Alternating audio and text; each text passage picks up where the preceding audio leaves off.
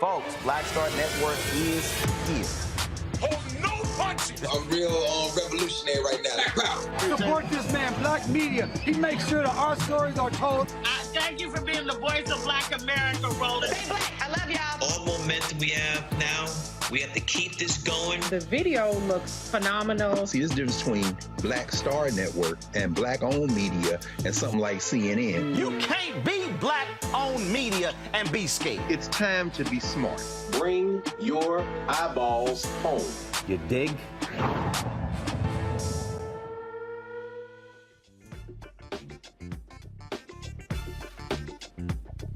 Today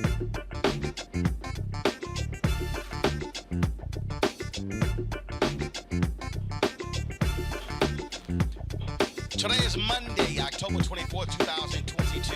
Coming up on Roland Martin Unfiltered, broadcasting live on the Black Star Network from Statesboro, Georgia, where in an hour there's going to be a community event here focused on the midterm elections. The focus in this state is to elect Stacey Abrams as governor and re-elect Raphael Warnock as the senator from the state of Georgia. We'll talk to folks here about that, including the pastor of this church that we are broadcasting from, with regards to what this city is doing to turn out the vote for those two black candidates. Also on today's show, Republicans have done all they can to impose voter suppression, but a lot of their tactics are backfiring. A case in Texas has been dropped. Cases in Florida have been dropped. We'll talk with an official with the Counsel of the Voting Rights from the Southern Coalition for Social Justice about how they continue to fight these efforts when it comes to voter suppression. More than 7.5 million people have already voted early in this country. An NBC voter poll says that's because people are energized about this year's election. Records have been broken here in Georgia. Early voting started today in Texas. I was in Houston yet last night for a GOTV rally as well. Plus, we'll tell you how Virginia sent about 60,000 voters to the wrong precincts. Speaking of Georgia, Senator Lindsey Graham gets some help from Clarence Thomas to keep him from testifying in the investigation by DA Fannie Willis regarding the 2020 election and the efforts by Donald Trump to try to steal that election. Also, one officer takes a plea, and the other officer decides to let a Minnesota judge decide what his punishment will be for the death of George Floyd. We'll give you those details. It's also Breast Cancer Awareness Month, and I'll talk to a two-time breast cancer survivor and a doctor about the importance of getting breast exams. In our memoriam, we have Reverend Charles Sherrod, who passed away, folks, last week. It is time to bring the funk on Roland Martin Unfiltered on the Black Star Network from Georgia. Let's go. He's got it. Whatever the miss, he's on it. Whatever it is, he's got the scoop, the fact, the find. And when it breaks, he's right on time and it's rolling. Best believe he's knowing. Putting it down from sports to news to politics. With entertainment just for kicks, he's rolling. It's on go, roll, roll, y'all. It's Roland Martin, yeah.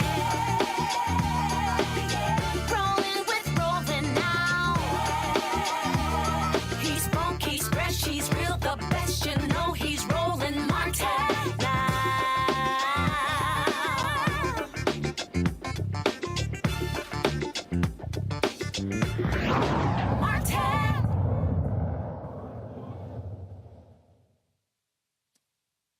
All right, folks, we are here in Statesboro, Georgia, back in the state as we focus on the huge election taking place here, the midterm elections, of course, gubernatorial race, Stacey Abrams in a repeat race against incumbent Governor Brian Kemp, and also Senator Raphael Warnock, who's running for a full 6-week term against Herschel Walker. Massive voter turnout has been taking place, but you still have Republicans doing their best to suppress the vote. A Texas man, folks, who last year made headlines a couple of years ago when he voted in the 2020 election, actually had his case tossed last week. The Texas Attorney General Ken Paxton, who happens to also be under federal investigation, he filed 2 counts of illegal voting against 60-year-old Harvis Rogers for voting while on parole in 2020. Well, in Texas, people who knowingly vote while on parole or probation, that is a second-degree felony, where a Texas district court judge dismissed the charges because the Attorney General can't prosecute elections crimes unilaterally. Rogers said he was unaware of his ineligibility to vote, thus waited 6 hours to cast a ballot. He is not alone, because 72% of all voter fraud charges brought by Paxton have been against people of color. Mitchell Brown is the Counsel on Voting Rights for the Southern Coalition for Social Justice, based out of North Carolina, and he joins us now from Washington, D.C. I'm glad to have you on the show, Mitchell. I mean, this is the thing that we're looking at here, whether it was this case, whether it is the efforts by Governor Ron DeSantis in Florida to target the formerly incarcerated. This is absolutely meant to send a chilling effect and to keep folks formerly incarcerated, especially black people, from using their right to vote. Absolutely. Absolutely. You know, these are political ploys to chill black voters and brown voters. And it's not about what you can prove in court, but it's about how you can chill voters and stop them from exercising their right to vote. That's what these cases are about. And as you noted, courts in Texas and in Florida have stopped, you know, Governor DeSantis and Ken Paxton from doing that, from making this a political ploy. And so I'm glad to see it. But what it does, though, it forces these individuals to have to spend time, money, and resources fighting a legal battle. It causes organizations like yours and others to have to spend resources, and that's what this is all about.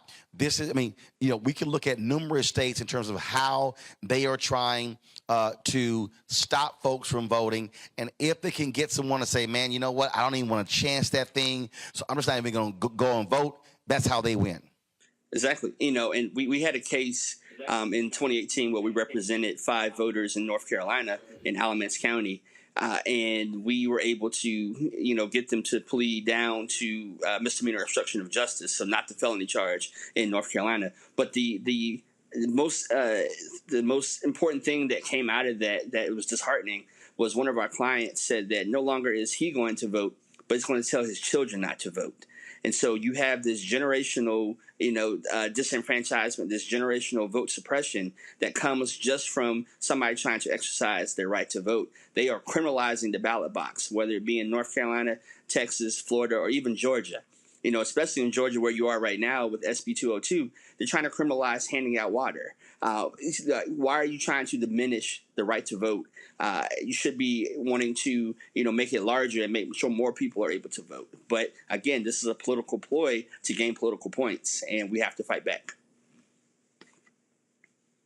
Well, and again, you know, and we're seeing, again, the strategy here in terms of how they're targeting folks, because as we're seeing more people who are formerly incarcerated get their right to vote, many of these same Republicans oppose, you know, criminal justice reform. And so what they fear these are going to be potentially Democratic voters.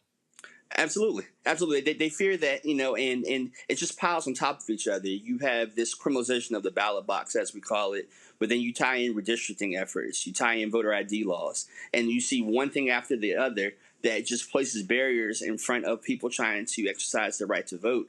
So they are scared. And, you know, that's been their playbook for so many years, especially after Shelby County, which struck down the, you know, Section 5 of the Voting Rights Act, which protected black voters in particular. They've become more emboldened now to pass laws to diminish the right to vote because they're scared that they're going to lose their place in the political hierarchy. And that's just not the way it should be. Again, we should be wanting to make sure more people are voting and to encourage voting. That's what we do. You know, well, that's what half of us do. And so we have to, continue to spread the message, and we can't give up hope. You know, those who want to encourage voting, we can't give up hope. You know, one of the things that, again, when you look at how these folks think, is a perfect example. I saw this tweet today from Texas Senator John Cornyn. And give me a second, I'm going to pull this tweet up. And he was doing his part to try to downplay voter suppression. And so this is what he tweeted: more in voter suppression news. Turnout tracker. Saturday's early vote total in Georgia was up 159% from the 2018 midterms and even surpassed 2020 by 20%, the Secretary of State's office said. And so, quoting Politico. So this is what they try to do. And we saw Supreme Court Justice, Chief Justice John Roberts do the exact same thing in his ruling in Shelby v. Holder. In their minds, there can't be voter suppression because we're seeing record turnout. But voter suppression is not directly correlated to a decrease in voting. Voter suppression is about making it even more difficult for people to vote, forcing people to have to use provisional ballots. Now what you're now seeing is these laws where anybody can literally challenge someone. I saw one account where this woman went to go vote and someone who wasn't even present challenged her right to vote. And so she said, wait a minute, what's going on here? And so by having these laws where any citizen can just file any challenge, they are trying to keep thousands of black people from voting. Yeah, it's said that if you can't win the game, then you have to rig the game. And that's what, sadly, the Republicans and many Republican legislatures are doing by allowing these voter challenges to go forward. Luckily, in some states, similar to North Carolina, we have a strong state board of elections that's able to filter out, genuine challenges versus those who are more nefarious. But again, when you're trying to rig the election, when you're trying to rig the scales of justice in favor of your party by preventing people from voting, you have to call it out, and as you noted, Justice Roberts said in Shelby County that basic discrimination doesn't exist in the same way. I would always tell him to go talk to my clients. Go talk to my clients who were prevented, almost prevented from voting in North Carolina, given the voter ID law, a law that the Fourth Circuit, United States Court of Appeals for the Fourth Circuit said target black voters with surgical precision. My clients were almost disenfranchised, but it had not been for the Southern Coalition for Social Justice and other organizations stepping up to the plate to stand in the gap for them and to prevent this atrocity from happening, they may have been disenfranchised. And so, yes, discrimination may not be as in your face as it was in the past with our foremothers and forefathers, but it's definitely still here. This country was built on it. It's built on discrimination and racism. This country has a habit of stepping into discriminatory tactics, and we have to, again, continue to call them out on it and continue to push back against laws that will prevent people from voting. Absolutely. Mitchell Brown, we certainly appreciate. Thank you so very much for joining us on today's show. Thank you so much for having me. All right, I want to bring my panel in right now. Dr. Julian Malvo, Dean of the College of Ethnic Studies at California State University, Los Angeles. Joining us, Eugene Craig, CEO of X Factor Media, and also Dr. Avis Jones DeWeaver, leadership strategist, will also be joining us as well. Eugene, I want to start with you. I mean, I really get a kick. Is Eugene there? I want to make sure he's there. Okay, all right. So, Julian, I'm going to start with you. Here's the thing that, again, it is so ridiculous with these Republicans. They will say, "Oh, look at the turnout. Oh my God, we didn't suppress the vote." Well, if you look at poll taxes, if you look at literacy tests, if you look at the efforts, how they are purging folks from the rolls. It is voter suppression when they are doing their best to frustrate people, to make them jump through hoops, to make them jump over hurdles, to go through a minefield just to be able to cast a ballot. It is all by design, because if it wasn't, then they wouldn't be using all of these tactics under the guise of voter fraud when they literally cannot prove voter fraud. They've never been able to prove voter fraud, Roland, and we know that. The fact is that they are attempting to suppress the vote, not only presently, but also generationally. Just as your prior guest said, the gentleman who was basically arrested for voting fraudulently, he's been cleared now, but he says he's not going to vote again. And what kind of signal does that send to others? Voting is dangerous. I recall the 2012 campaign. I was doing some surrogate work with Hillary's campaign, actually, in North Carolina.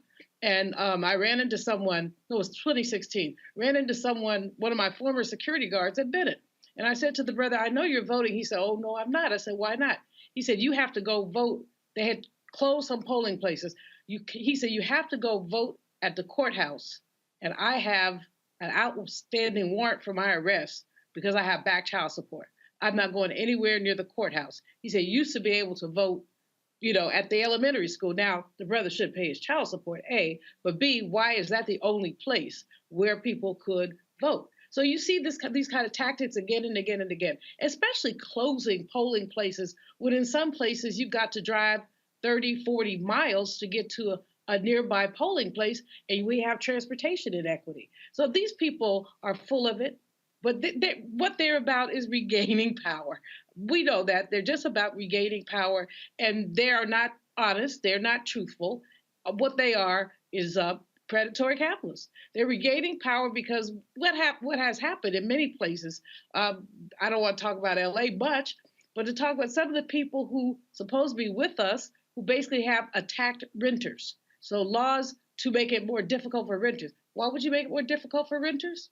So you can extract surplus profits. So these cases, Georgia, I'm so glad that you're in Georgia, Roland. I really am. And I hope that you're able to help get the vote out. That's what the focus is getting the vote out, raising awareness, debunking these myths, and not allowing them to win. If our votes were so insufficient, they wouldn't be attacking them. The only reason they're attacking the Black vote is because the Black vote is powerful. And it's a new power. 2 generations ago, we couldn't vote. So it's a new power, but it is a power nonetheless that they're attempting to prevent us from using. Well, and again, what you're dealing with here is a question of power. I've been saying that for the longest, trying to get people to understand what's going on here. And what I keep saying to our folks is you must battle power with power.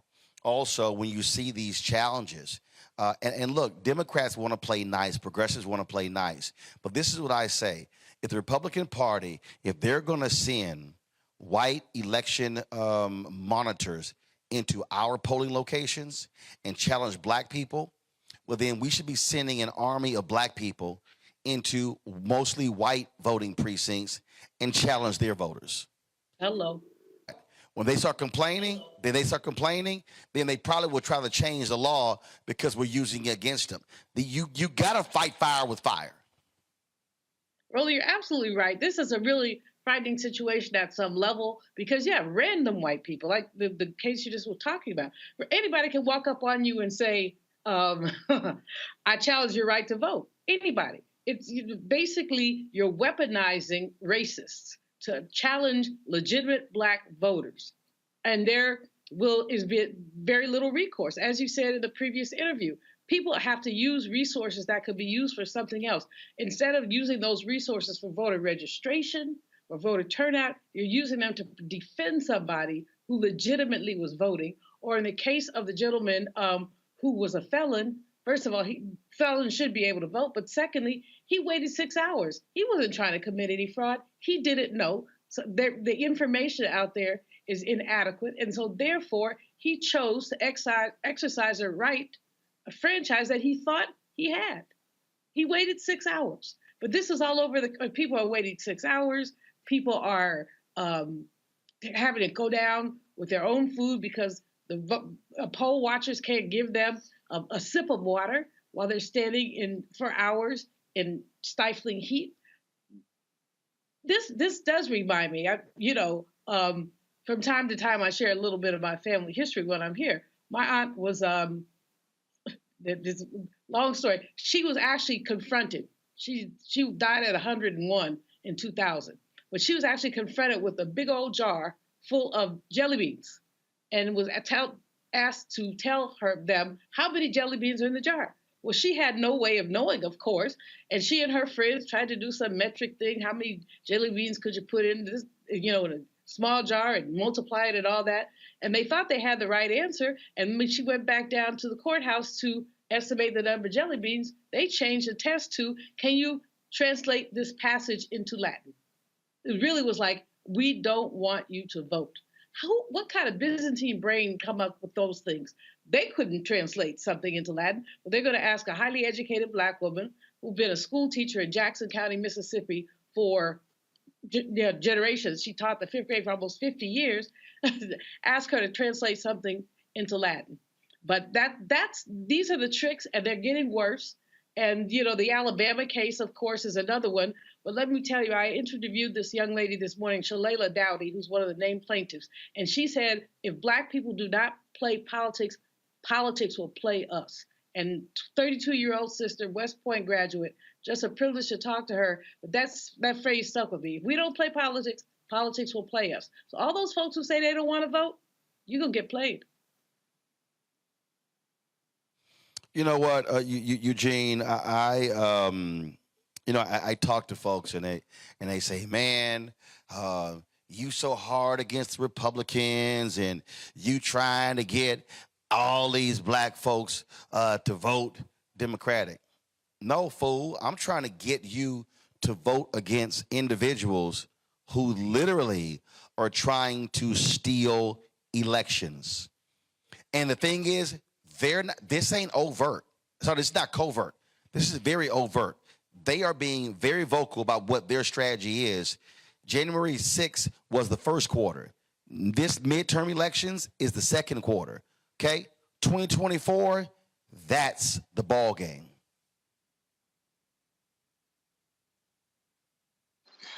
You have a bunch of Secretary of State candidates that are openly running and saying, hey, we are literally running just to certify the election the way that we decide it's going to go, not how the voters decide it's going to go.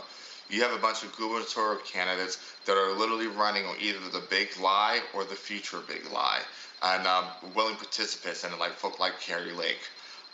You have folk like Abbott and DeSantis who have held on the power, know what they can do with power, and are ready to turn it up a whole nother level if given another term. The thing is this, it's not necessarily about getting people to turn out and vote Democrat. It's about getting people to turn out and vote and stop bad actors. And folk got to work towards it.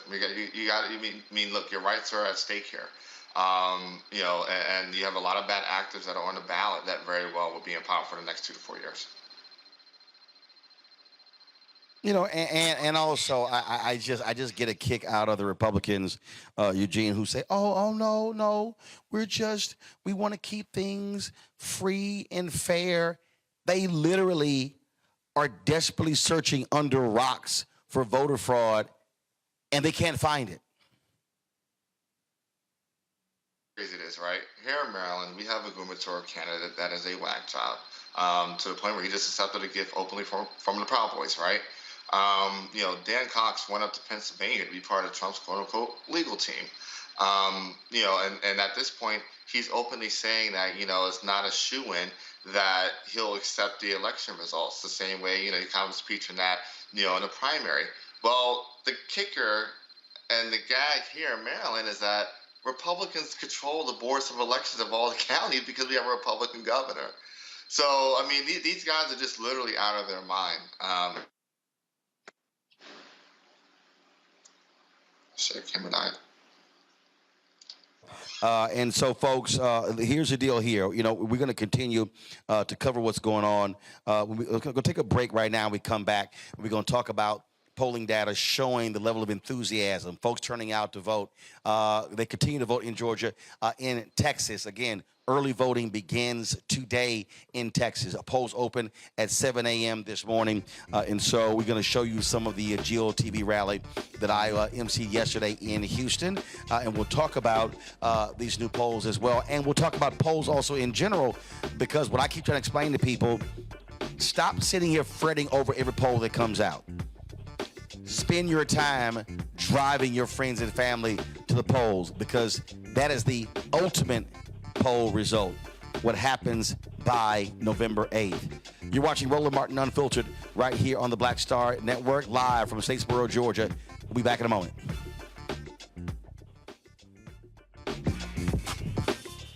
When we invest in ourselves, our glow, our vision, our vibe, We all shine.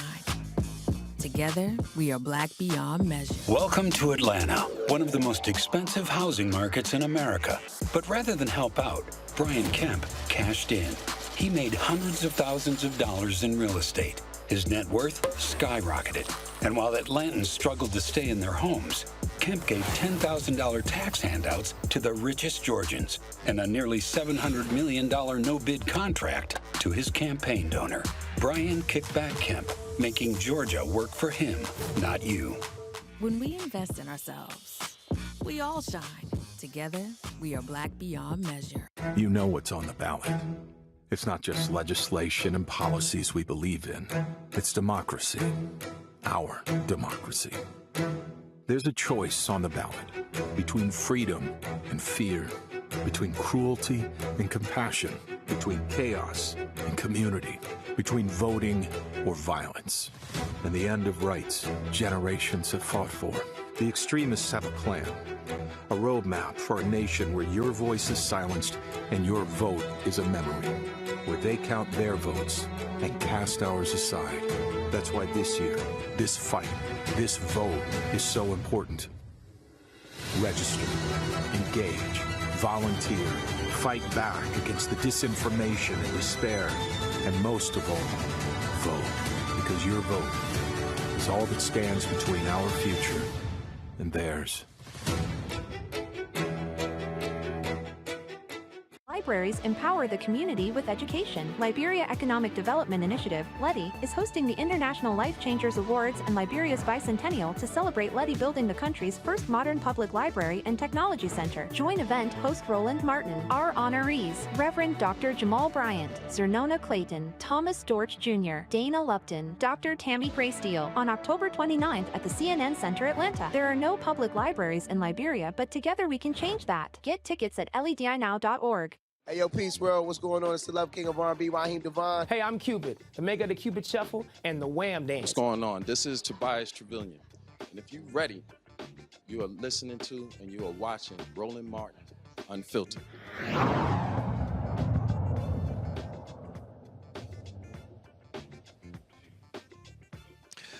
All right, folks, we're here at Agape Worship Center in Statesboro, Georgia, where in the next hour we're going to be having a community forum talking about this election. We're 15 days away from Election Day, and we are seeing a significant movement when it comes to voting across the country. Some 7.5 million people have already voted, about 10% of that just in this state, breaking records in a huge way. In Texas, they are voting today as well for the first time. Polls open in the great state of Texas. I was in Houston on yesterday for a GOTV rally, and we're going to be showing you just a little bit of that. There were a number of performers out there, and so we had a great time with the folks there in Houston. Again, encouraging folks to get out and vote. That's what it was all about. And so a new NBC poll also, folks, is showing that most Americans believe the political opposition is an existential threat to America. 81% of Democrats believe that Republicans' plan threaten to destroy America, while 79% of Republicans believe Democrats will do the same. The poll shows that what voters believe are the top issues: threats to democracy, jobs, the economy, cost of living, immigration, abortion, climate change, health care, crime, and guns. I want to start with Avis DeWeaver. Avis, here's the thing that we just have to understand. And Avis, I get these people, they're like, oh, you know what, the independent voters, and you know what, I'm demonizing the other side. This for me is real simple. Just look at what are fundamental issues. Look at public policy and look at who they're benefiting.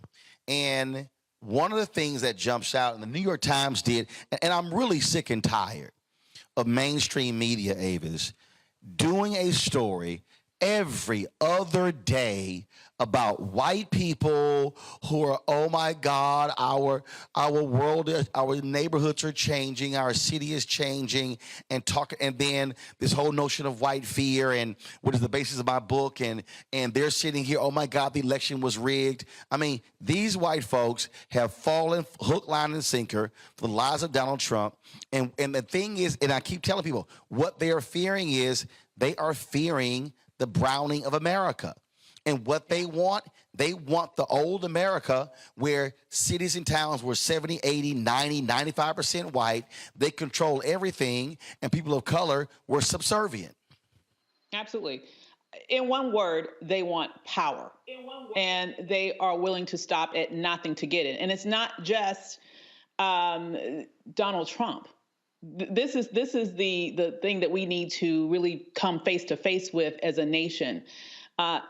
Donald Trump is merely the conduit for this feeling of entitlement, for this feeling of undeserved privilege that people don't want to go away, and specifically this large cohort of white people in America. And so really what we're seeing here is, as you mentioned, people hearkening back to a time of just overtly undeserved privilege on steroids, right? And wanting that time to never end. When they are seeing the quote unquote browning of America, what they are seeing then is a reduction of their power if we remain in a democratic system where majorities are supposed to rule. And that is exactly why a survey out of, ironically, professors in Texas a couple of years ago found that white people who held racially intolerant views, their support of democracy declined under the current circumstance, and their support of dictatorships grew.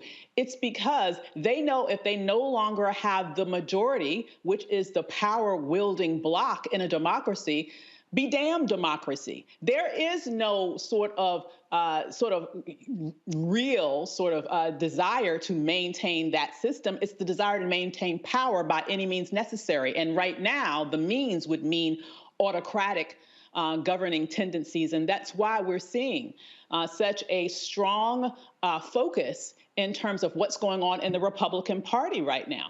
It is not about preserving democracy at all. It's about taking power at all costs, because they understand that a rising majority that is not majority white will chip away at the power that they have been able to wield unfairly in this nation for generations, and they're not going to go down without a fight.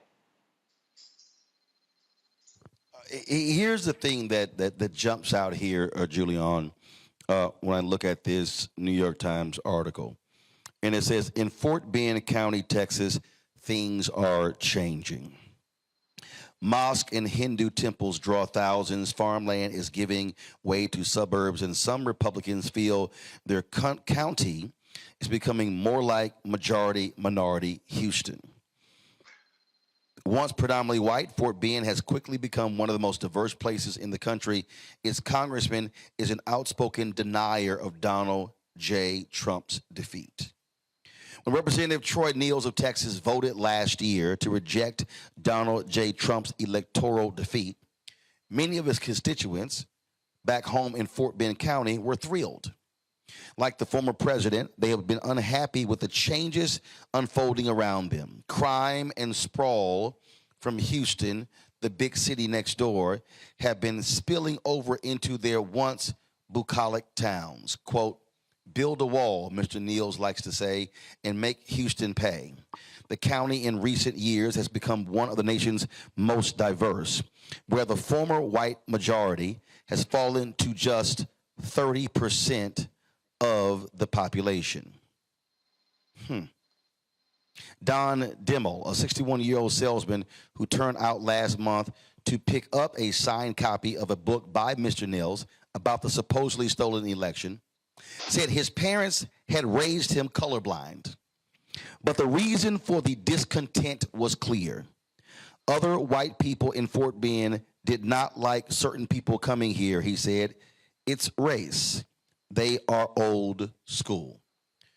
Now, what gets me is the New York Times keeps doing these stories, and NBC and CBS. I remember CBS did a story, went to this town, I think it was in Iowa, sort of the same thing.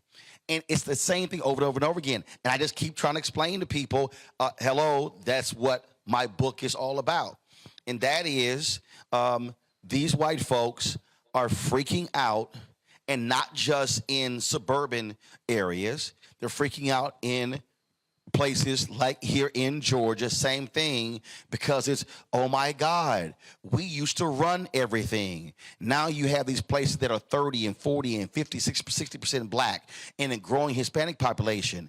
They cannot handle the browning of America. And Julian, we're trying to get these black folks to understand these people, these white voters, they're flooding the polls.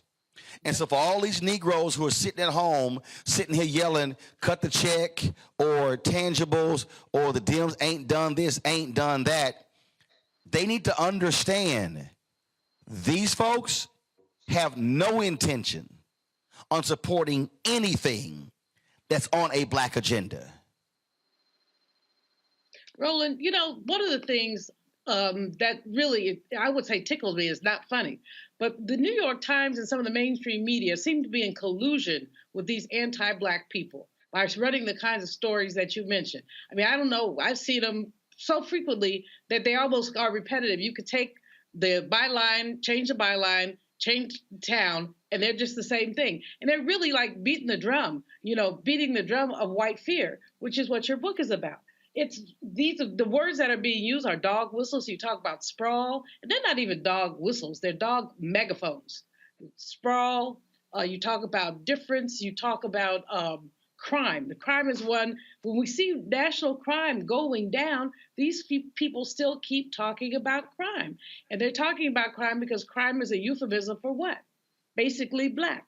So as you say, these folks, they're playing their game. The mainstream media is in collusion with them. I mean, Melanie Campbell is on a bus tour with some black women comedians, and they're all over the place. I talked to her this morning. She was exhausted from running here, running there. That's a story. Will we see that in mainstream media? Black women comedians, National Coalition of Black Civic Participation, sisters on buses trying to get out the vote. Why isn't that the story that's being told? Because that doesn't serve the majority, not the majority, it doesn't serve the white folks. Let's just call it what they are. Doesn't serve the white folks. And so you get these other stories, oh, I'm so scared, the Muslims have a mosque, and, you know, that's absurd. It's utterly absurd. Or this build the wall stuff. Again, absurd. But this is the way the mainstream media has chosen to play. And that's why not only are you, Roland Martin, and the Black Star Network important, that's why all of us have to make sure, if we have even a toehold in media, that we tell the whole story and the real story, not this nonsense about scared white people. They've never talked about scared black people. We couldn't walk home in some counties, some cities, for fear of white people. Has that ever been a story? I don't think so. Eugene, read more of this story. It says certain districts primarily reflect either the racial or socioeconomic characteristics, but the typical objector district shows both, a fact demographers said was striking. Okay, now check this out. Because they are more vulnerable, read this line again. Because they are more vulnerable, disadvantaged or less educated white voters can feel especially endangered by the trend toward a minority majority, said Ashley Jardina, political scientist at George Mason University, who studies the attitudes of those voters. A quote, a lot of white Americans who are really threatened are willing to reject democratic norms, she said, because they see it as a way to protect their status. Now, here's what jumps out at me, Eugene. They use the phraseology, they are more vulnerable. To what? Disadvantaged or less educated white voters. Look, the thing is this, right? By? Their whiteness is protected. Disadvantaged by? Their class. Say it again? I said that their whiteness has protected them. Go ahead. Okay. Yeah, their whiteness has protected them in the class system. And as they see this, the browning of America, as they see this becoming a minority-majority country, as they see their congressional districts changing, as they see their representation changing, as they see the society around them physically changing, this is their reaction. This is their backlash. This is their clapping back. That's what January 6th was. It was, hey, you know, our white savior is now going to be gone, so we're going to rebel. That's what it was, a rebellion, right? It was an insurrection. It's what you're seeing in a lot of these candidates. It's what you're seeing in a lot of these down ballot races. It's what you're seeing with this rise in quote unquote Christian nationalism, right? You know, with Doug Mastriano in Pennsylvania, and to a degree Dan Cox here. You know, it's this you know, last final grip of power they're trying to hold on to, because hey, if my, you know, to them, all they have is their whiteness to protect them. Nothing more, nothing less. All things equal there at the bottom of the totem pole, in many cases. I mean, here's Avis. I mean, I read this story. I read this story, and I really do laugh. At one point, they're talking about a district in Virginia, and it says that once dominated by coal, manufacturing, and tobacco, the area's economic base eroded with competition from new energy sources and foreign importers. Doctors prescribed opioids to injured laborers, and an epidemic of addiction soon followed. Residents, roughly 90% of them white, gripe that the educated elites of the northern Virginia suburbs think that, quote, the state stops at Roanoke. They take umbrage at what they consider condescension from outsiders who view their communities as poverty-stricken, and they bemoan PhD pollution from the big local university, Virginia Tech. Okay, so let's stop right there, Avis. They take umbrage at what they consider their communities as poverty-stricken. Y'all broke. This is the thing right here. In many of these towns and communities, Avis, these white people are walking around in denial about being broke. And so they're literally voting against their own economic interests. But here's the one that just jumps out at me, Avis, is going to blow you away. They were talking about, this was a place in Appalachia, and they were talking about the folk who got sick. And now the number of coal miners has plunged to less than 2,000 from more than 10,000 employed at about 340 mines 3 decades ago. Then it goes on to talk about this district in New Jersey, where in Lebanon, population 3,100, where they have 7 addiction clinics. And they talk about people who are sick, and they talk about folk who have diabetes and other illnesses. Yet these are the same people who hated the Affordable Care Act. So they're complaining about their illnesses. They're complaining about being sick.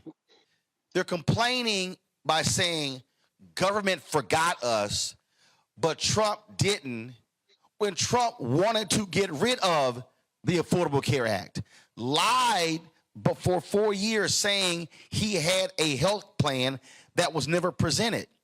And so you sit here and you go, what is wrong with you people? And the problem here is you literally cannot talk common sense into people who have none.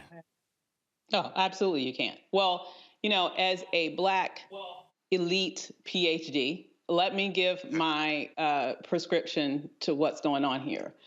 You know, I wonder, why don't they just pull themselves up by their bootstraps? Wonder why not? I wonder, it sounds like they're undeserving poor, doesn't it?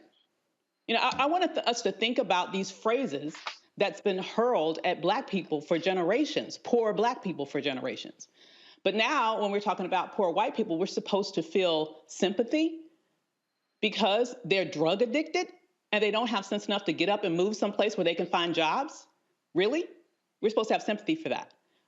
What we're seeing right now is people who have been drunk on undeserved white privilege for generations. And just like Eugene said, if you put them head to head with people who have more drive, determination, have gone out there and achieved more, and particularly if they are Black or other people, they are going to feel umbrage to that because they feel a sense of entitlement that it should have been them. When instead of them doing the things that would have put them in the direction. Listen, this country was made to advantage white people, and specifically white men, in every way, shape, and form. If you are a white man and you find yourself poverty-stricken in this country, the country that gives you every advantage imaginable, then the finger you need to be pointing is at yourself, because there's something wrong with you that you didn't have enough damn sense to take advantage of the opportunities that you've been given, and that's been specifically taken away from generations of Black people in this country. For us to be able to do what we have done, and now they feel threatened by it, I say, hold up a mirror. The problem isn't the government. The problem isn't Black people. The problem is you. Get up off your ass and work. Now, Gene, you're gonna love this one. You're gonna love this one. Tim Wilson, a 60-year-old Army veteran who owns a business in Christiansburg that provides wigs and other supplies to cancer patients, said he won a town council seat last year to help attract business and jobs. Okay, watch this. Yet he feared the cultural cost of outside investment. A big employer, quote, no, it gets better.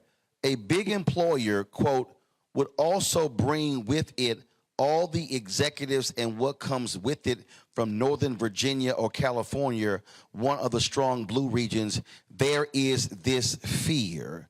The same distrust drove feelings about the last election, he said. Democratic elites in the big cities, the ones who took people from being coal miners to being put out on the street, were pushing what he called the myth that the election had run perfectly. If we don't show the people that are a level above us and a level above them in elected offices that we mean business, it'll never change anything. We need to show them that we have the courage to stand up to the status quo. So now let me unpack that, Eugene. So what's his name? Tim. So Tim Wilson is complaining that Tim Wilson is complaining that his city is broke.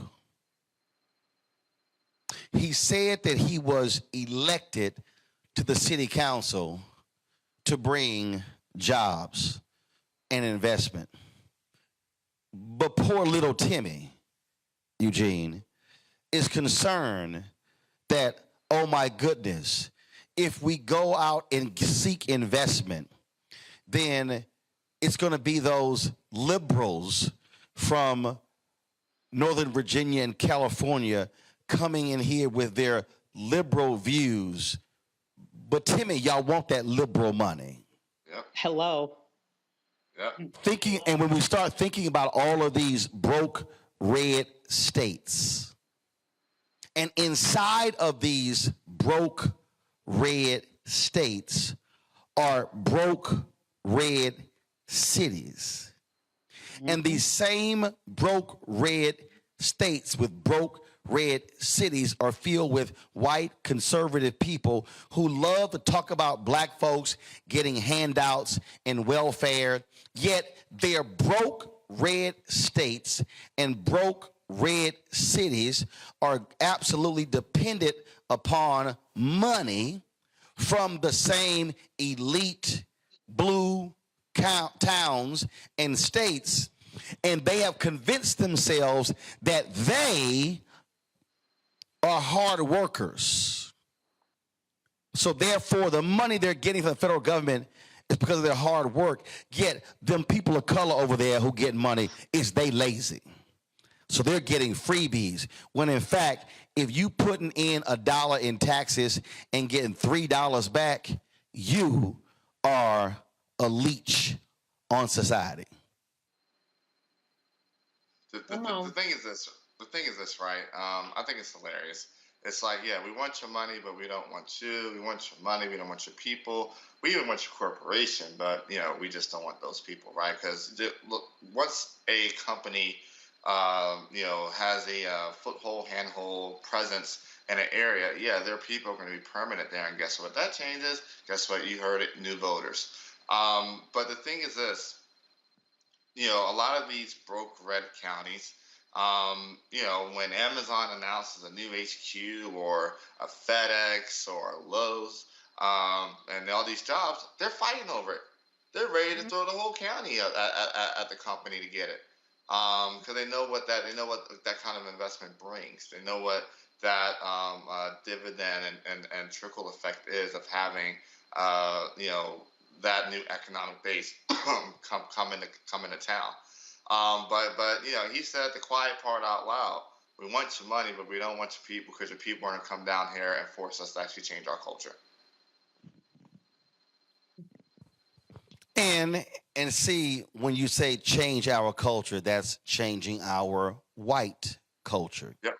And Julian, I remember in 2016 when Michael Moore was going on MSNBC and Morning Joe and all these shows, and he was saying how we really need to go to these places and listen to them and listen to their pain and understand where they're coming from. And I said, no, we don't.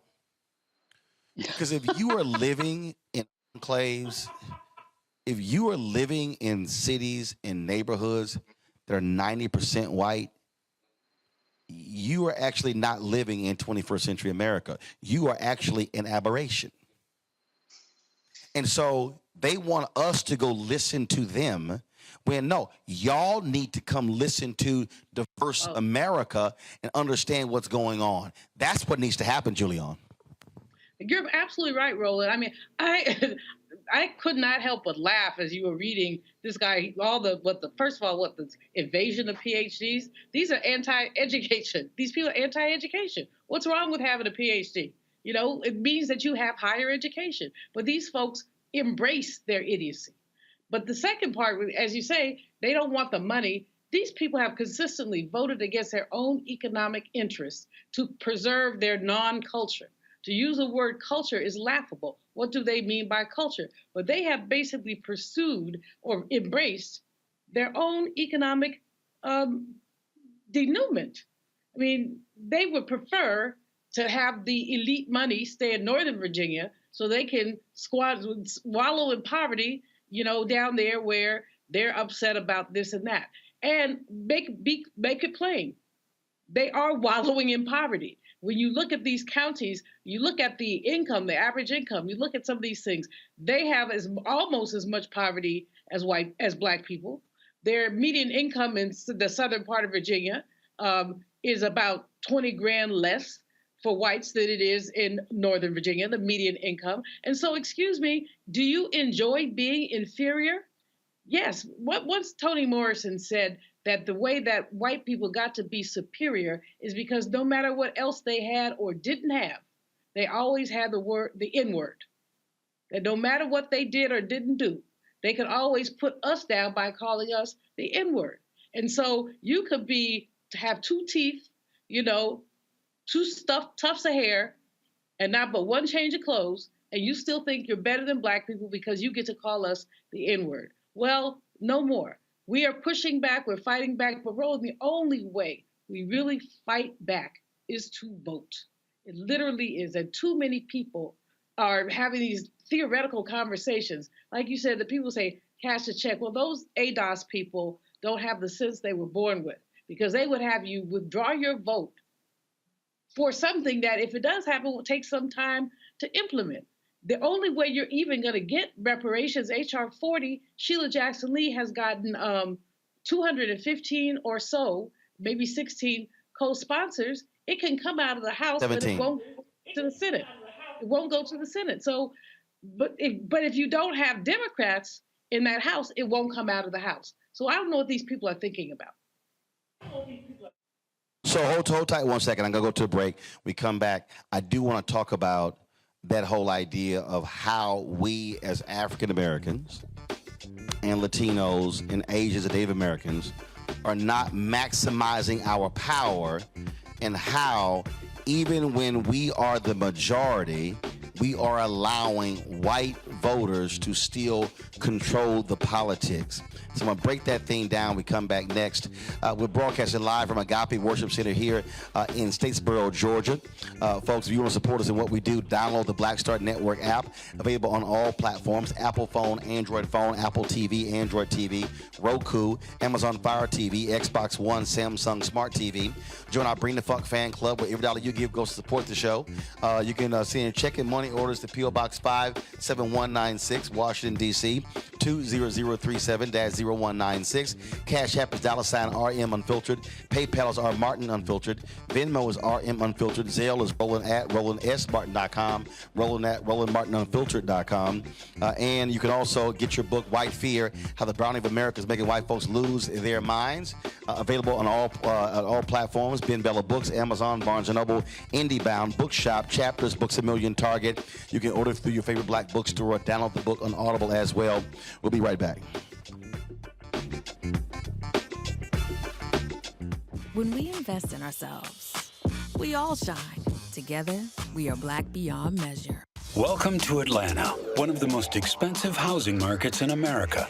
But rather than help out, Brian Kemp cashed in. He made hundreds of thousands of dollars in real estate. His net worth skyrocketed. And while Atlantans struggled to stay in their homes, Kemp gave $10,000 tax handouts to the richest Georgians and a nearly $700 million no-bid contract to his campaign donor. Brian Kickback Kemp, making Georgia work for him, not you. When we invest in ourselves, our glow, our vision, our vibe, we all shine. Together, we are black beyond measure. It's about us. Everybody all together. We are in sunny South Dallas. The election is coming up. It's super important that folks know who they are voting for, but more importantly, what they are voting for. Y'all, we got the free shirts and free lunch right over here. Freedom is our birthright. No matter what we're up against, we're sending a message in Dallas and Texas and in this country. We won't back down. That's what this bus tour is all about. The housing cost is one of the most capitalized areas that we have found. People who are marginalized, that are brown and black, we are suffering the most, and I think that we have the biggest vote and the biggest impact in this election. I'm voting for affordable housing, for sure. We should not be paying the cost of a utility failure because our elected officials are too proud to say, we need help. I know that we can bring out our people to vote. It's a part of our birthright. Right. It's a part of our heritage. And surely it's a part of our present and part of our future. That's right. That's what's up. And we won't black down. Forward that message to 5 friends, because in that message, it's got links to how to get registered, how to check your registration status. Like I said, 2:30 we'll start rendezvousing right here on this street. I am voting to let our voice be heard in the rural communities that, hey, we are people too. There are things that we need. Free shirts, free food, and lots of power. We are in Longview, Texas, where black voters matter, 365. Whatever type of oppression a white supremacist throws our way, we will not black down. We are in relentless pursuit of liberation of our people. Freedom is liberation for black bodies and black communities to make economic change through political power. Freedom is choice. We won't black down. We won't black down. We won't black down, y'all. We won't black down. We won't black down. We won't black down. On the next Get Wealthy with me, Deborah Owens, America's Wealth Coach, Black women are starting businesses at the fastest rate than any other segment.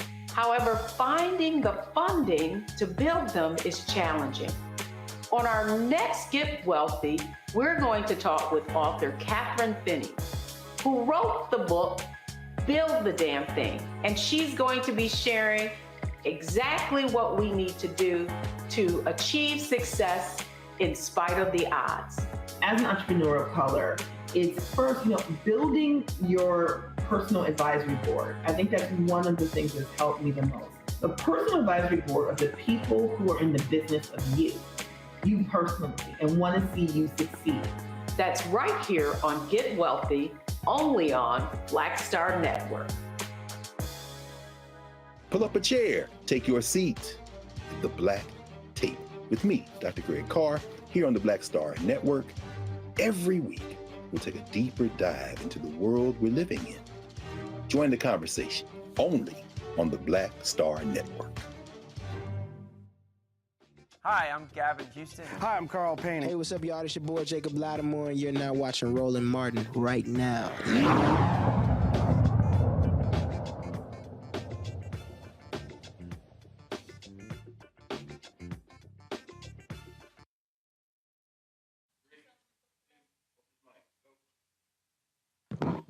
All right, folks, welcome back. So, Eugene, I wanted to start, actually, Avis, I want to start with you. So I'm going to go back to the article I was reading from, and which I found to be real interesting, where they talked about voting strength, voting power. And so this is what the article said. It says, Texas is one of 6 states where minorities outpace whites. And so in the article, it says that even in this particular district, the white population, let me scroll down to it. And this is something I've been saying for the longest, especially when you start listening to all these crazy folks who have no clue about politics. And again, they yell, holler, and scream how they want stuff, but they don't understand. This is what it says. Texas is one of 6 states where the white population is now outnumbered by Black, Hispanic, and Asian residents. Now, keep in mind, when you talk about white Hispanics, who a lot of times align more with white Americans, then that's a different issue. And it says, Mr. Neal's, he's, of course, the MAGA Republican member of Congress. Mr. Neal's district, which includes most of Fort Bend County, is part of the reason. It swung from nearly 70% to less than 40% white over the last 3 decades. So you've got a congressional district, Avis, that's less than 40% white. It says, but changing demographics in many places may not yet be reflected at the polls because of a larger white share of the voting age population and higher turnout levels. Exit polls show that white Texans still made up 60% of the state's voters in 2020. So let's pause right there. So here you have Texas, a state where whites are in the minority, yet represent 60% of all voters. I have continually said that when Black people maximize our voting power, Latinos maximize voting power, then you actually can see change. And so even here in Georgia, South Carolina, Mississippi, when Mike Espy lost to Cindy Hyde-Smith by some 65,000 votes the first time, there were more than 65,000 Black people who were eligible who never even cast a ballot in that election. When you look at the numbers of people, Black folks in Alabama who were not registered to actually vote as well. And so part of this deal, when I hear Black folks complain about what we have not gotten, it's also because we haven't maximized our voting power to be able to counter white turnout. If whites are voting at 60, 65, 70% of their eligibility, and we're at 38, 40, 45, hello, you're not going to win because you're still being outnumbered. Absolutely. There's a lot to unpack there. You're exactly right. I do believe, honestly, it's really up to us, the Black community, to maximize our power because, as you mentioned, in so many key states, like Texas, like Georgia, like Pennsylvania, even like Arizona, I believe that we could be that key critical margin that could tilt the direction of victory in the direction of a party that actually is working to protect our rights versus a party that's working to disintegrate our rights right in front of our eyes. And I would also, want to sort of say along with that, because one thing that report didn't mention, and that a lot of us, unfortunately, it goes unsaid, but it's true. We also have to mitigate the Latino voting power by the percentage of Latinos that can actually vote in this country. We just can't take it as tantamount by looking at the Latino population and assume that that's all eligible voters. You have to look at what proportion of that population are actually citizens and therefore can vote. And so that's why I believe that the burden is disproportionately on us because, hello, we're citizens and a disproportionate, and the overwhelming majority of us are citizens. I would also say that as it relates to this issue of people who are critiquing the Democratic Party, it's not to say that the Democratic Party or any political party should be beyond criticism. But I also think it's very important that we become very, very keen at understanding what happens around election time. Do you not think it's suspicious that certain groups you don't hear a peep from when we're not in an election time? Where have they been for the past several years, right? Where are they once an election is over?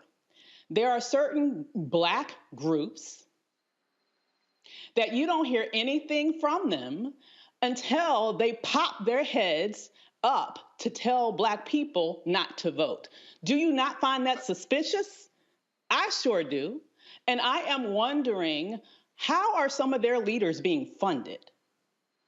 I'm just going to go straight there.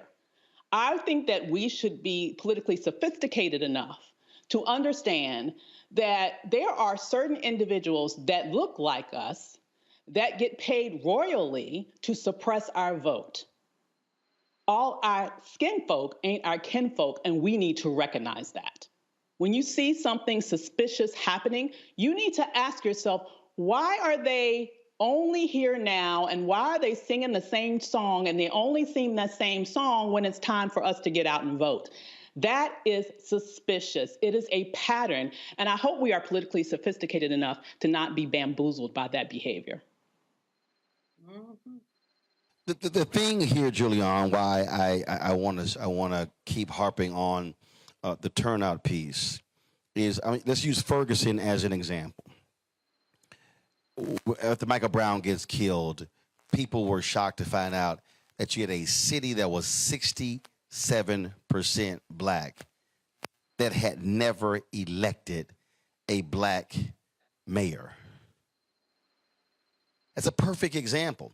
There are other places. When Mondale Robinson, when he won in Enfield, North Carolina, here you had a city, 95% Black, that had a white Republican mayor, and then he runs against them and beats them with 75% of the vote. And it is just a perfect example of repeatedly how, in many ways, I'll say this, we're actually our worst enemy when we are not maximizing our numbers to then have political power. You simply cannot look at our numbers and go, wait a minute, some of these places we could be running the table if we voted at 65, 70% of all eligible voters, but we simply are not. I don't understand how we allow ourselves to get played, but we certainly do. And you're absolutely right. We're not voting at our maximum strength. We're not taking advantage of our power, our potential power, certainly. And we allow people who don't mean us any good to come in, and I don't care whether they're Black or white. Thurgood Marshall once said a snake is a snake, whether it's a white snake or a Black snake. He was talking about Clarence Thomas, but we can just talk about what's going on right now. You got these, with all due respect to Eugene, these Black Republicans like the Candace Owenses of the world who will basically sell their soul and then some for a few shekels. You've got so many others who are basically anti-Black. And Roland, one of the things you said Black and brown a number of times on this broadcast, as has my sister Avis, and we have to really look at the Black and brown thing. I'm sitting here in LA, where you know what happened here, where a so-called Latina basically called a Black child a monkey, talked about consolidating Latino power. Now, there would be no Latino power were there not Black power. because their movement was a footnote to our movement. Let's just be honest. But so when we talk about Black and brown, everybody brown ain't down. Some of our so-called Latino allies are not our allies at all. They are attempting to minimize power. So while I believe in coalitions, I believe that we should work together. I also think that we need to be real clear about what we want. And former Congressman William Clay said, no permanent friends, no permanent enemies, just permanent issues. We have to be really clear and drill down on our issues. And when we do that, we know that we have to vote, that we must vote, that there are no alternatives. If you want white folks to determine your destiny, not just white folks, you want Republican throwbacks to determine your destiny, stay home, because they will determine your destiny and you won't like it. But if you want to have a foothold in policy, if you want to be part of determining your own destiny, then you will go vote. Eugene, so here's one of the things that I've also been saying, and this might tick off some of the more established Democrats, but ain't like I care. I have said on this show, and I've said other places, that if you're Black and you want to give, do not send your money to political campaigns or to the DNC, the DSCC, or DCCC, or Democratic Governors Association. If you are labor organizations, do not send your money there. Why? Because that money is then being controlled by white strategists. And so those white strategists, even in campaigns with Black candidates, then don't want to spend money on Black people. So I tell Black folks, I would rather you send your money to Black Voters Matter, because you know the money is going to get put on the ground for folks to go on door to door, door knocking and doing events. And when you see these reports, oh, this campaign, they raised $20 million or $30 million or whatever, again, these are white strategists who are stranglehold on the money. You got Black staffers who are begging them, can y'all spend some money on Black outreach? And it makes no sense whatsoever. And so I've talked to a couple of labor groups who have said that okay, we're just going to run things ourselves. We're just going to actually spend our money direct as opposed to going through these parties.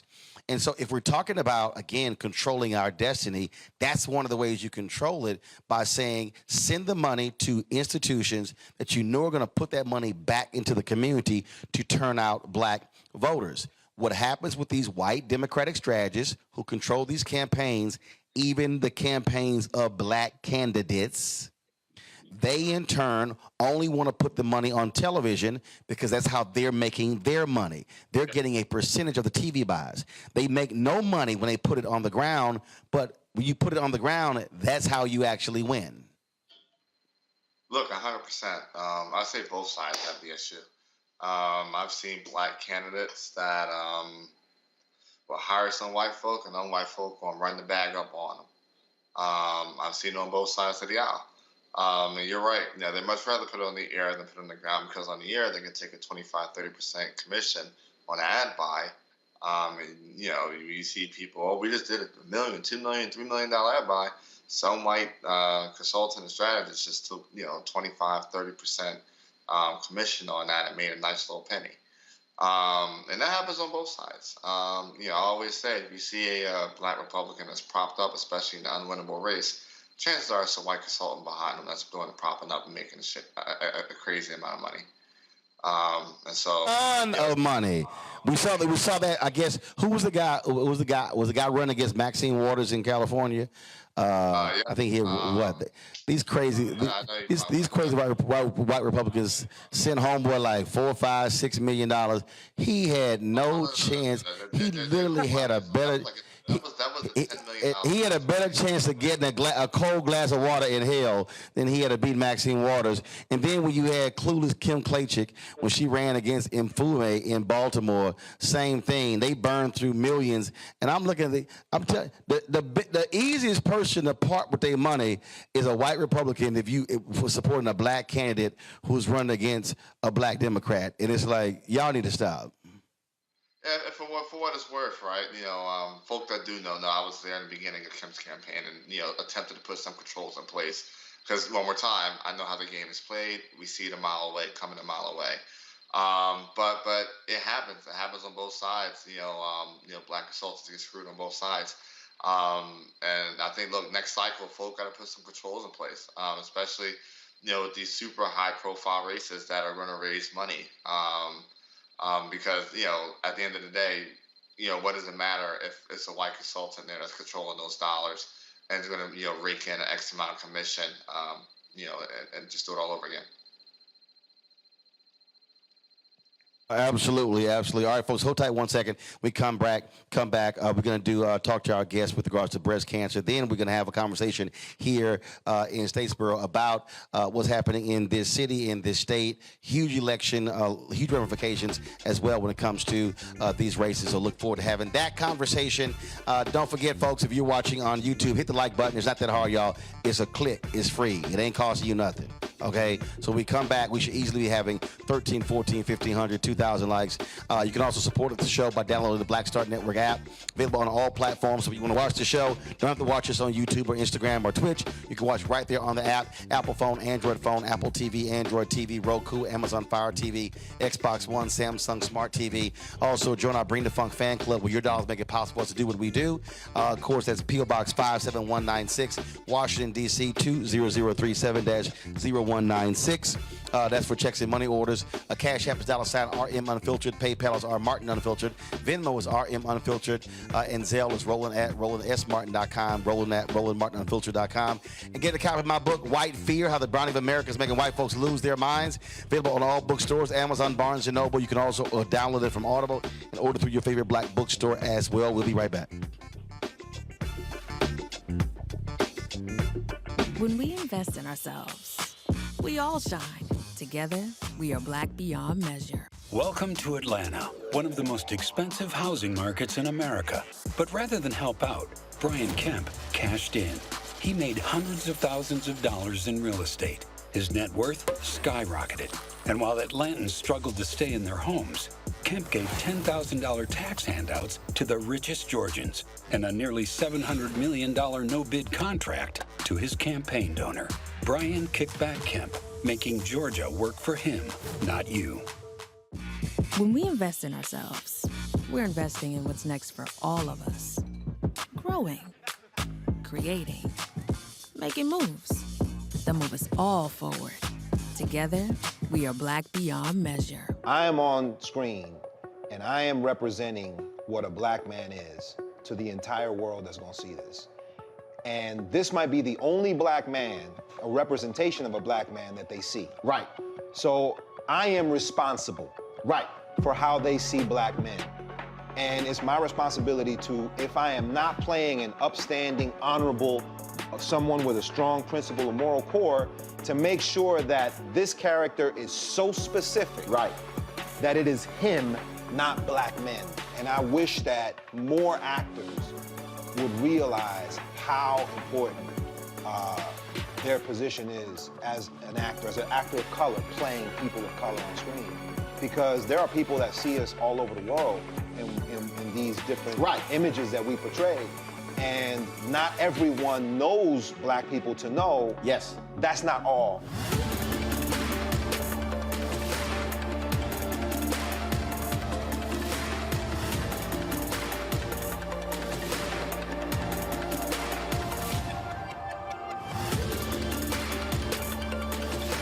Libraries empower the community with education. Liberia Economic Development Initiative, LEDI, is hosting the International Life Changers Awards and Liberia's bicentennial to celebrate LEDI building the country's first modern public library and technology center. Join event host Roland Martin. Our honorees, Reverend Dr. Jamal Bryant, Zernona Clayton, Thomas Dorch Jr., Dana Lupton, Dr. Tammy Graysteele, on October 29th at the CNN Center, Atlanta. There are no public libraries in Liberia, but together we can change that. Get tickets at ledinow.org. Riddle. What's up, y'all? I'm Will Packer. I'm Chrisette Michelle. Hi, I'm Chaley Rose, and you're watching Roland Martin Unfiltered.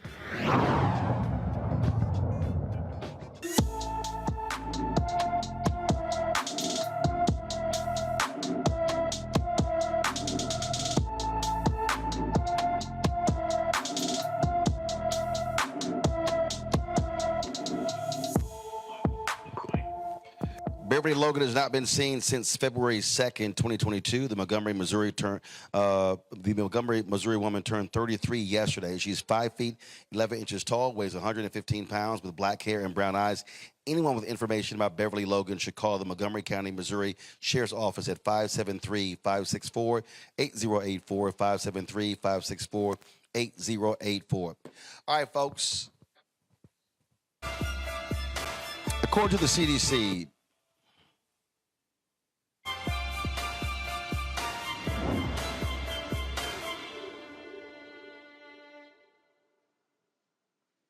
According to the CDC, 255,000 breast cancer cases are diagnosed yearly in women, about 2,300 in men.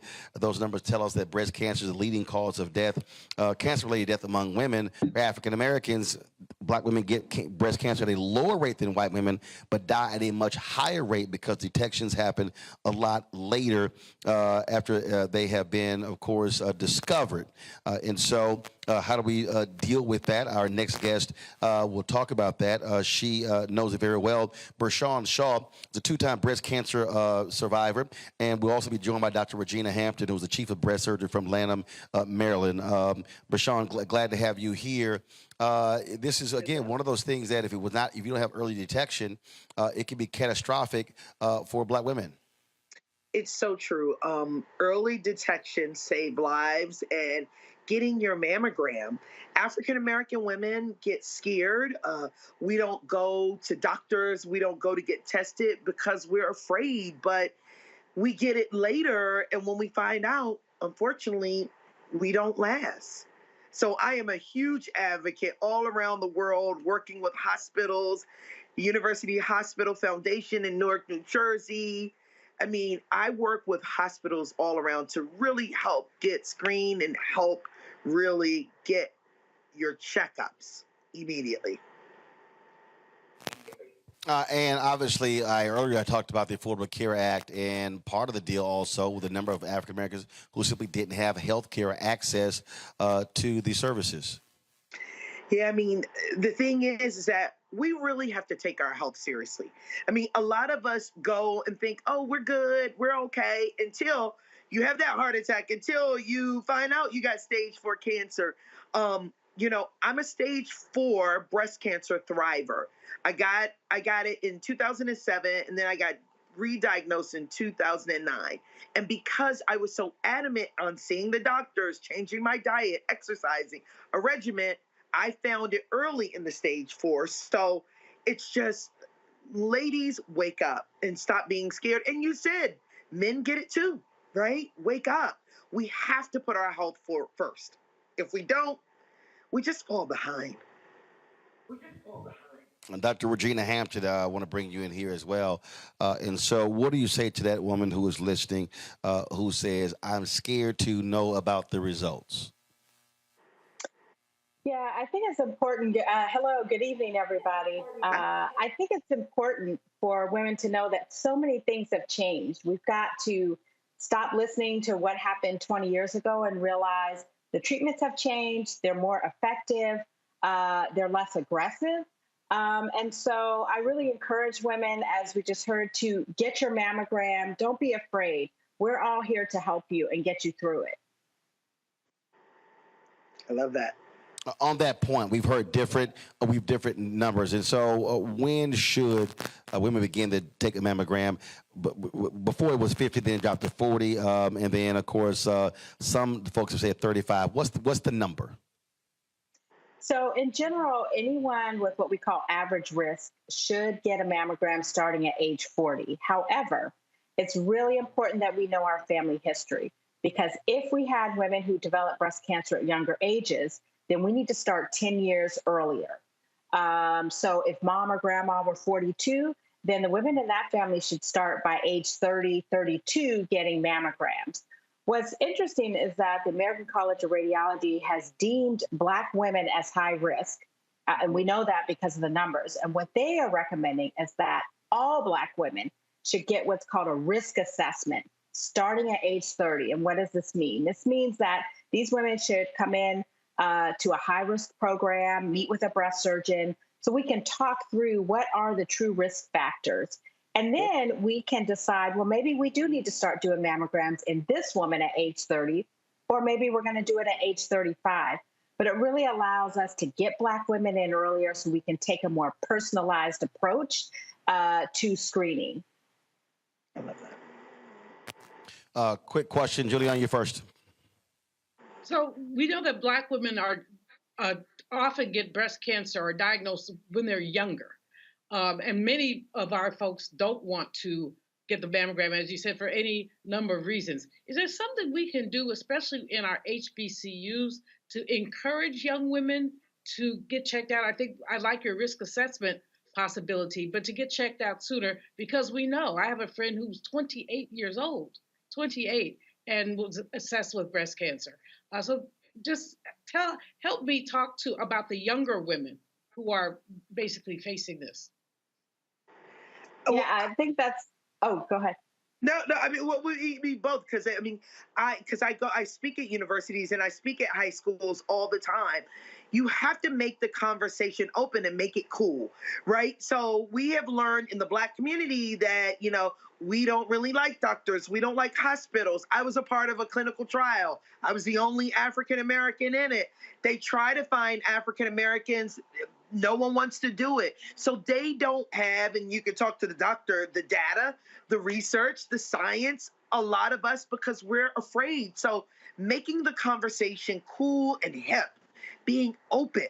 And that's why I go to universities and I talk, and I go to high schools even, because you got to check yourself, check your breasts, check your boobies, even at a young age, so you know how you feel. So my mother unfortunately isn't here, but I knew that I had to check myself, and that's why I went in the doctor. And I was an advocate. My doctor said I was too young. I said, nope, be an advocate for yourself. I pushed and pushed and pushed. And I got my biopsy, I got my sonogram, and then they found out. Because no one knows your body but you. And you own your health and no one else. Avis? I wholeheartedly agree with that. Yeah, completely. So Avis, I think following along Avis, your question. Sure. Following along that same line of thought, is the problem so much that we are resistant to care, or is the problem that oftentimes doctors don't listen to us? I mean, there's a lot of research around discrimination in medical care. And as Dr. Malveaux laid out, it is statistically shown that Black women tend to get it earlier. And most insurances, for example, is my understanding, for many years, would not even allow you to be able to show up and ask for a mammogram, for example, before you were 40. And typically with us, we get it younger. And that is why oftentimes when it's discovered in us, it's at an advanced stage, because by the time we're at an age where we typically would get it at the point where, quite frankly, most white women get it, because that is the normalizing focus of our medical system, right? It's late for us. So what advice would you give Black women to be able to advocate for ourselves such that we could convince doctors to allow us to have access to these life-saving tests, even if we're younger than the typical woman who would have access to those tests? Yeah, I think you hit it on the head. I think we have to advocate for ourselves. So I look at it, and I'll say this to my patients and say, you're looking good today. You probably advocated for those shoes to be on sale. You advocated to, get a deal in the grocery store. So I think we have to look at our body and our health in that same way. We use our voice when we want to. And so I think it's important that we as Black women, we just have to keep pushing. And if you're with a doctor or a provider who's not listening to you, then go get a second opinion, go get a third opinion, until you get someone who really answers that question that you have, that lump that you have, that needs to be answered. So I think it's important. We really have to advocate. I think it is a problem. A lot of providers aren't aware of the statistics for Black women. They aren't aware that we get breast cancer at younger ages. And so I think that's where we as the consumers have to really push them to know our statistics and to take action. Eugene. Question. I guess my question is, what can Black men do best to support Black women in this breast cancer fight? Yeah, I think, I have to give the men credit. I've been able to work with some incredible families and men who've just been there. So, I think for men, it's tough. We realize that, it's hard for you because you all want to be the ones to fix the problem. But, that woman just needs you to stand by her side, just to hold her hand, to support her in whatever decision she is choosing to make, and stand by her. And just love on her, and realize it's going to be tough. She's going to have some tough days during that journey, but, just to be there and to hold her hand and just to catch her on those days when she just doesn't feel great. Dan. Bershawn, Dr. Hampton, we appreciate both of you joining us on today's show, talk about breast cancer. Thank you so very much. Thank you. Thank you. Very good and informative. Very good. All right. Thanks a bunch. Let me also thank Julian, Eugene, and Avis for being on today's show as well. When we come back to Statesboro, we'll talk to a panel here. We'll talk about this election happening in Georgia, what's happening in this city. We'll talk turnout. We'll talk the issues that black folks care about as we, of course, count down to Election Day. Early voting still is happening in the state. In Texas, early voting is starting today as well. And also a reminder, if you have folks who are in nursing homes who cannot physically go vote, they have to request an absentee ballot by Friday. The deadline is Friday, and so you must fill that form out and get it back by Friday. And so, folks, please check the election laws in your particular state to know what is required. And so, please do so to make sure that all of our votes are counted. And we'll be right back on Roland Martin Unfiltered on the Black Star Network.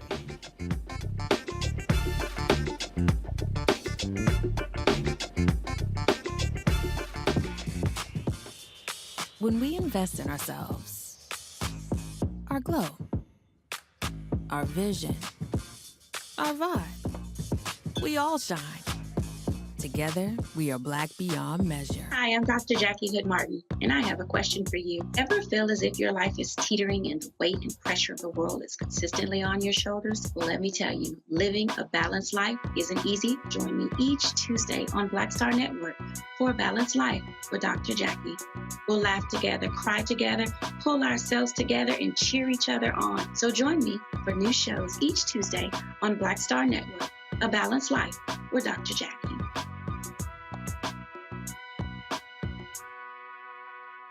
When we invest in ourselves, we all shine. Together, we are black beyond measure. You know what's on the ballot. It's not just legislation and policies we believe in. It's democracy. Our democracy. There's a choice on the ballot between freedom and fear, between cruelty and compassion, between chaos and community, between voting or violence, and the end of rights generations have fought for. The extremists have a plan, a roadmap for a nation where your voice is silenced and your vote is a memory, where they count their votes and cast ours aside. That's why this year, this fight, this vote is so important. Register, engage, volunteer, fight back against the disinformation and despair, and most of all, vote, because your vote is all that stands between our future and theirs. Hatred on the streets, a horrific scene, a white nationalist rally that descended into deadly violence. White people are losing their damn minds. As an angry pro-Trump mob storms the U.S. Capitol, we've seen shooting. We're about to see the rise of what I call white minority resistance. We have seen white folks in this country who simply cannot tolerate black folks voting. I think what we're seeing is the inevitable result of violent denial. This is part of American history. Every time that people of color have made progress, whether real or symbolic, there has been what Carol Anderson at Emory University calls white rage as a backlash. This is the rise of the Proud Boys and the Boogaloo Boys. America, there's going to be more of this. Here's all the Proud Boys, guys. This country is getting increasingly racist in its behaviors and its attitudes because of the fear of white people. The fear that they're taking our jobs, they're taking our resources, they're taking our women. This is white fear.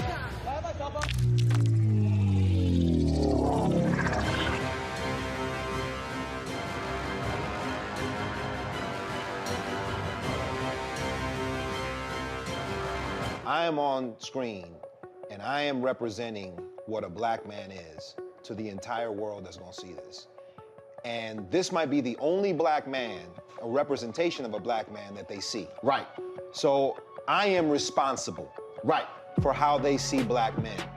And it's my responsibility to, if I am not playing an upstanding, honorable, someone with a strong principle and moral core, to make sure that this character is so specific. Right.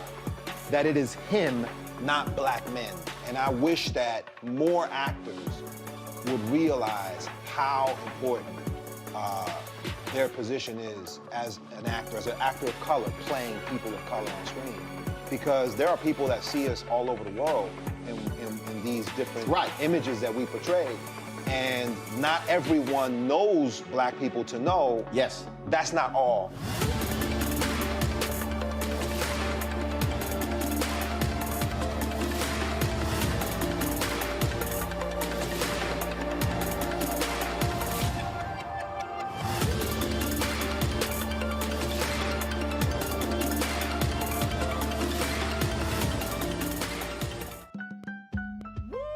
We're all impacted by the culture, whether we know it or not. From politics to music and entertainment, it's a huge part of our lives, and we're going to talk about it every day right here on The Culture with me, Faraji Muhammad, only on the Black Star Network. On the next Get Wealthy with me, Deborah Owens, America's Wealth Coach, Black women are starting businesses at the fastest rate than any other segment. However, finding the funding to build them is challenging. On our next Get Wealthy, we're going to talk with author Catherine Finney, who wrote the book, Build the Damn Thing. And she's going to be sharing exactly what we need to do to achieve success in spite of the odds. As an entrepreneur of color, it's first, building your personal advisory board. I think that's one of the things that's helped me the most. The personal advisory board are the people who are in the business of you personally, and want to see you succeed. That's right here on Get Wealthy, only on Black Star Network. Pull up a chair, take your seat at the Black Table with me, Dr. Greg Carr, here on the Black Star Network. Every week, we'll take a deeper dive into the world we're living in. Join the conversation only on the Black Star Network. Hey, I'm Amber Stevens-West. I'm Avery Sunshine. So this is Roger Bow. I got a message for Roland Ascott Martin. Buddy, you're supposed to be hooking me up with some of these mascots. I'm sorry, ascots that you claim to wear. Where's mine, buddy? Where's mine? That's all I got to say to you, okay? Mascot, goodbye. Hi, this is Essence Atkins, and you're watching Roland Martin Unfiltered.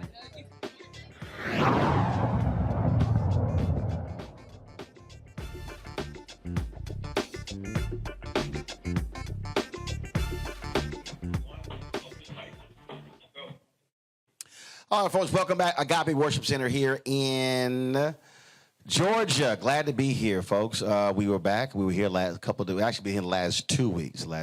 And so glad to be here. We're going to chat about what's happening here in this state. We got our panel here. On my far left, go ahead and just introduce yourself, please. I'm Yvette McCall. I'm a representative of Black Voters Matter. All right. Y'all got to share mics. I'm Francis Johnson. I'm chairman of the board for the New Georgia Project and the Action Fund. I pastor 2 churches here and practice law. All right. I'm Jonathan McCollar. I'm the mayor of the city of Statesboro. And I'm Lakeisha Hill. I'm the chair of the Statesboro Youth Commission. All right. Glad to have y'all here. So let's talk about what's happening here. We've seen the stories about record turnout already here in Georgia, and it comes to in this early voting period. But before you were doing the break, you were talking about some of the numbers in terms of absentee balloting. And so just give us a sense of statewide in terms of exactly what's happening here, what's outstanding, how much longer is early voting, and let's talk about that. So this has been a record-breaking year in terms of turnout. There have been 739,000 people who've cast their ballots already. You can give it up for that. 248,000 folks who have outstanding absentee ballots. And what we're able to divine from those early numbers is that on day one of election, 39% of the folks who voted were African American. And given the fact that African Americans make up 32% of the electorate, that is tracking for 2020, 2018 turnout numbers. And if we can sustain that, you know, we start strong in early voting and then it tapers out. Saturday voting was encouraging because that was a full 7 days after the start of early voting. And there we saw record turnout and record African-American turnout. So I think if the narrative of 2020 was that black women rose up and saved our democracy from itself, from white violence and white rebellion, 2022 might be the year that black men have something to say as well about our democracy. And so we're seeing that track as well, Roland. Well, on that particular point, I mean, I keep reminding people when we talk about voting that the number one voting bloc for the Democratic Party, black women, but number two is black men. So there's this idea that black men are somehow way behind black women is not. Yeah, there's a differential there, but again, the number two voting bloc for the Democratic Party, black men. It's a false narrative. Yep. That's right. And one thing that we want to be clear when it comes to that narrative, there's diversity amongst any group. And so no group is 100% one way, but the numbers that we have when it relates to black women and black females as they go to the polls, the rate that they vote democratically it outperforms any other group that's out there. And so that's what we have to continuously stay focused on. That's a media narrative. As we're working to continue to push people to the polls. That's a media narrative. Yeah. Go ahead. They're very close. I mean, it's just a media narrative. First of all, we know if black women vote, they whole household vote, period. So it's just a media narrative to cause division among us. Well, we could say it's a media narrative, but it goes all the way back to the length and breadth of this country. W.E.B. Du Bois said this about black men. What is it like to be America's problem? And so this narrative is so convenient as the nation cannot stand to look at white violence, male violence that we saw on January the 6th. On January 6th, and we can't stand to look at white suburban women who turned their back on every value they claimed they had and got what was promised to them, which was retrogression of their own rights in terms of reproductive rights. And so instead of looking honestly at that white violence and the suburban betrayal of white women, we focus on a false narrative of black men not showing up. And it's just simply not true. It's not true by the numbers. And to say that Stacey Abrams or that Raphael Warnock have problems with black men is politics 101. You always attack a candidate where they're most strong. And so this is simply a deflection, and it won't work. We know better than that, and we won't fall for the okie doke. But one of the things that does jump out at me, and I'm going to use North Carolina as an example, and that is this here. When their early voting numbers came out, and this was 47,000 ballots that are already cast. So over 65, voters over 65 represented 55.4% of those ballots cast. Ages 41 to 65 represented 27.5%. 26 to 40 represented 10.9. 18 to 25 represented 6.3. So if you look at right there, the two largest groups of voters only accounted for 17.2% of the ballots cast. And the thing that I consistently say to millennials and Gen Zs, you can't whine and complain about why boomers are in control while they're being elected if you're not voting your numbers. You are literally allowing Gen X, baby boomers, and others to decide who's in office. I mean, the math is the math. And so just hear your thoughts about that. Again, having conversations or trying to get folks who are 18 to 40 to understand you literally have the numerical numbers where you can determine elections, but you don't vote. I mean, to your point, as far as the younger groups preparing to vote, I think it really starts with educating them on the power of their vote. And it seems to be that the younger folks don't actually know the power that they carry and being a registered voter. I know when we worked on Mayor McCullough's re-election campaign, when we were knocking on those younger folks' doors and asking about registration to vote, they were saying no. But I think they were saying no because they were not educated on what this means. This is how you represent yourself. This is how you show up in the political process. Absolutely. And what I want to add to that is that in 2017, we had a historical election. Now, hold the mic up. In 2017, we had a historical election here.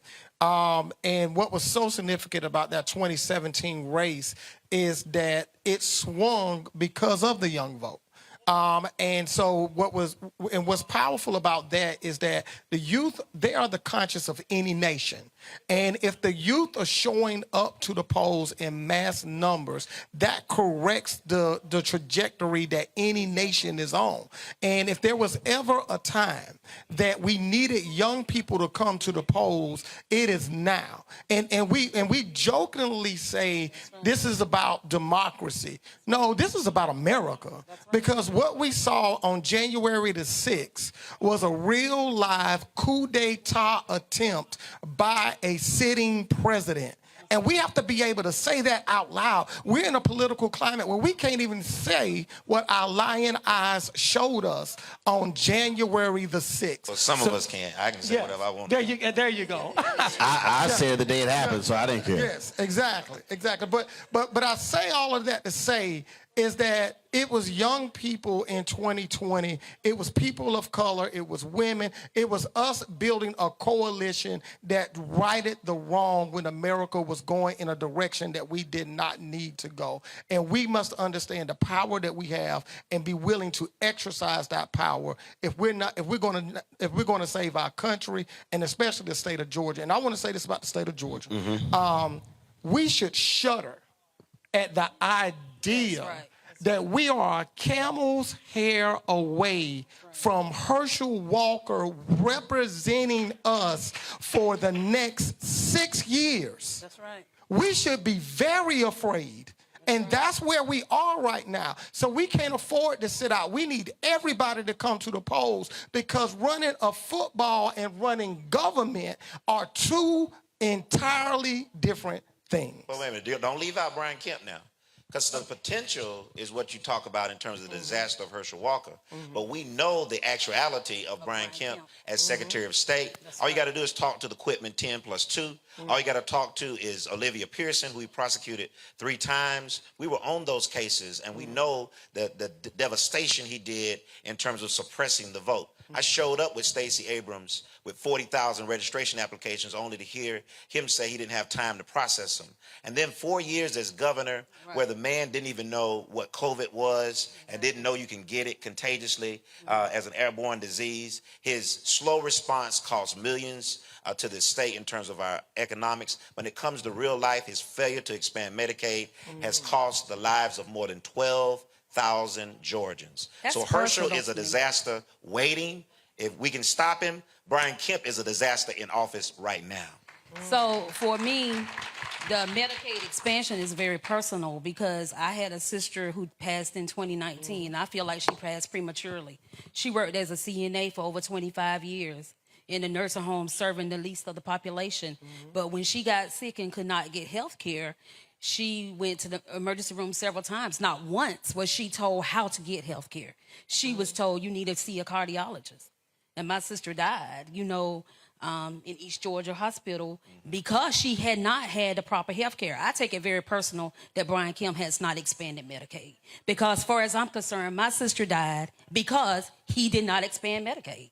Had he had Medicaid expanded, someone would have told her, this is how you get insurance so you can be seen properly. My sister had served as a CNA, doing a job that most people don't want to do.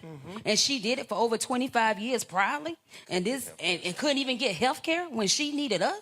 So yeah, I take it very personal. But we got to be real in this. We got to show up. 30% of registered black voters showed up in 2020 here in Georgia. Only 30%. So out of all, yes. So I'm always about the numbers, and so the number of registered black voters in this state, what is it? The number in terms of percentage, You know, the narrative has changed from 2014 when the New Georgia Project was started. There was 800,000 unregistered African Americans. Right. African American registration is on par with white registration. And that's why they begin every news article today by saying nearly every eligible voter in Georgia is registered. So it's not registration the issue is. It's about turning out. Right. That's but I still want to know. Give me is it? I don't know the exact number. So we're talking about what, 700-800? 96% of all eligible black voters are eligible to cast the ballot. So, of the 96% of eligible black voters, 20, 30%. it was 30%. Yes. So 66%, White people was 55. and that was what I was talking about earlier. Yeah.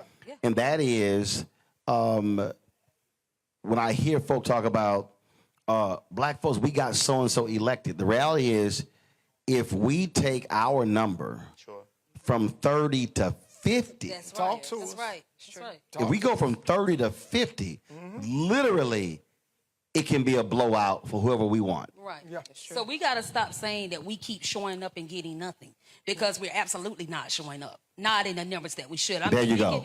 We can talk and play like we are. We can say we are, but we're not. Yes. When 30% is only showing up, that's a not. Yeah. So you can't say that you keep voting and getting nothing because you're not voting across. And see, and the reason I tell people to use numbers is because when I'm walking my audience through this, and so let's just say you have 700,000 eligible registered African Americans. Let's just say you have 700,000. Well, if 30% of the 700,000 are voting, that's 210. I mean, that's barely more than 200,000 people voting, which means that 500,000 aren't. Exactly.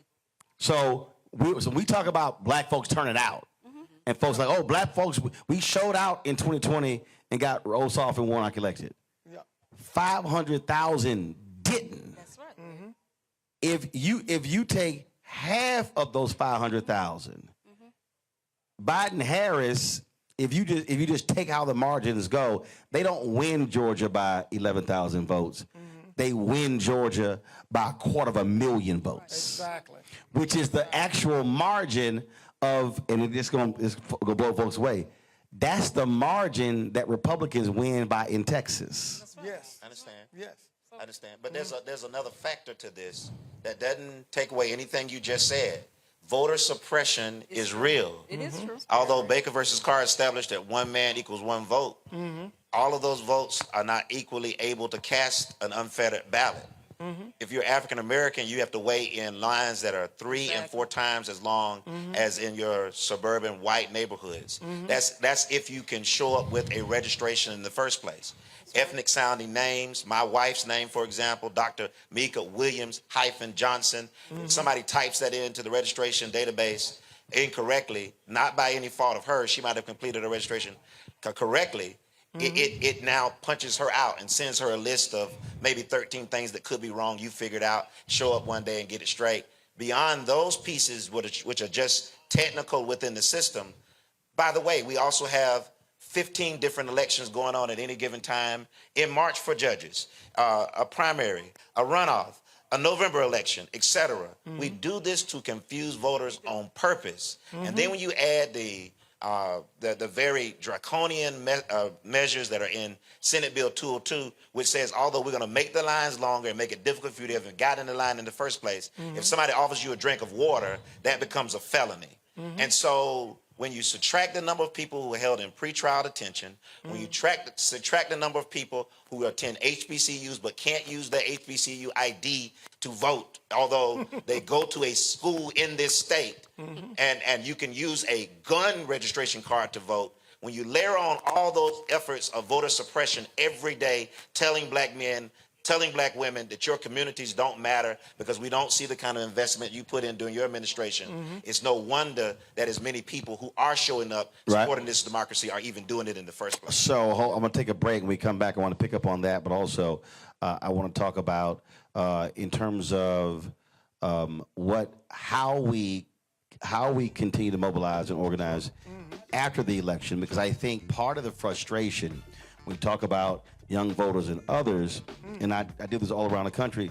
I'm trying to explain to people that the election is the end of one process, and it's the beginning of another. And so we'll do that, folks. Again, we're here at New Agape, we're at Agape Worship Center.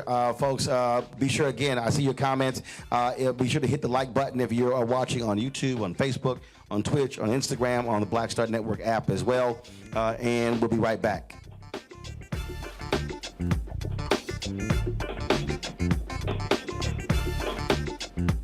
When you talk about blackness and what happens in black culture, we're about covering these things that matter to us, speaking to our issues and concerns. This is a genuine people-powered movement. There's a lot of stuff that we're not getting. You get it, and you spread the word. We wish to plead our own cause. Too long have others spoken for us. We cannot tell our own story if we can't pay for it. This is about covering us. Invest in black-owned media. Your dollars matter. We don't have to keep asking them to cover our stuff. So please support us in what we do, folks. We want to hit 2,000 people, $50 this month, raise $100,000. We're behind 100,000, so we want to hit that. Y'all money makes this possible. Checks and money orders go to P.O. Box 57196, Washington, D.C. 20037-0196. The Cash App is $RM Unfiltered. PayPal is R Martin Unfiltered. Venmo is RM Unfiltered. Zelle is Roland at RolandSMartin.com.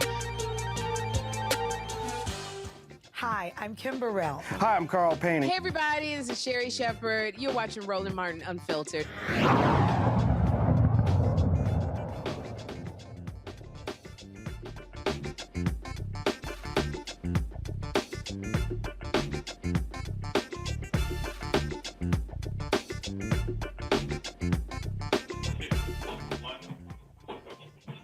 All right, folks, welcome back. Statesboro, Georgia. Glad to be here. And, of course, it is election time. We are 15 days away. And, of course, but early voting has already started, not just here in this state, but in other states as well. More than 8 million people have already cast ballots across the country. And in this state, that's about 10%, actually, exceeds about 800,000 already. And so Texas began today. We were there on yesterday for a Fight for Democracy rally sponsored by the NAACP, Black Voters Matter, and several other organizations as well. And so we will be in Swainsboro, going back to Swainsboro tomorrow. They made it clear they want us to come back. We were just there 2 weeks ago. And so they were like, look, we got 400 folks ready to pack the house, and we look forward to being there tomorrow. And so I cannot wait. Let's go back. When I went to the break, I talked about, again, so you look at these races, you hear people say, I haven't seen anything done, or my community hasn't changed. And whenever I hear that, first of all, then of course the third thing I get, Democrats haven't done anything for black people, and now you got these folk out there who play the games of, okay, what specifically have they done? And Avis made that point earlier about the folk who are agents of chaos, who are out there, because there's this assumption, Mayor, that you have the ability to do something specifically for one group. And I keep telling these fools, you can't. That's when lawsuits start. I keep telling these fools you can't, but there are things that you can do that can have a disproportionate impact on a group of people, just like President Biden's student loan decision. That's a disproportionate impact on African Americans. But again, you got these clueless people who just, and they tweet, they yell, holler, scream, do videos, and they say nothing has been specifically done. Like, they're running around saying we need a black specific hate crime law, and I keep telling them you can't have it. Well, this is evidence of not just African Americans, people of color, disenfranchised people not understanding power dynamics. Exactly. Right? Nobody goes in and says, we want a law that's specifically for white people, right? Exactly. And so when you are elected to govern all of people. And so when I ran to be mayor of the city of Statesboro, I wasn't running to be the best black mayor. What I said is I'm going to be the best mayor, period. That was the end of the line. But because our communities have been left behind for so long and they don't see the return on the investment on their vote because they have not held those individuals that they put in office accountable. And I'm going to tell you right here on Grady Street, a childhood friend of mine, Vance Key, I had been in office 2 years, and I knew what we had coming down the pipeline. And he said something that was very powerful. He said, you got to give the people something that they can see. And so what we did locally is that we took 2 parks that's located on the historic, mostly African-American sides of the city. We rebuilt those parks. That was something that they could see. But beyond that, in 2020, with the election of 3 women, this is the first time this has ever happened in our community as councilwomen. Councilmember Paulette Shavers, Sherry Barr, and Councilmember Venus Mack. We passed the equity package. And in this equity package, we carved out 20% of all contracts that go out into the community to be specifically for female and minority-owned business owners. And what did this do? This allowed us the opportunity to trap more dollars within our community, put more people to work within our community, and get quality products. And so right now, the parks that our kids are playing in right now, right down the street, 29% of that contract work went to people of color and to women. When we're looking at the remodeling of our city hall, we're looking at about 30% of that going to people of color and to women. We have to be very specific and understand how policy works and understand that we can do business too. And we can do great things. And I want to say this, and I'm going to close it out. This is important for us to understand why funding needs to get to the local level.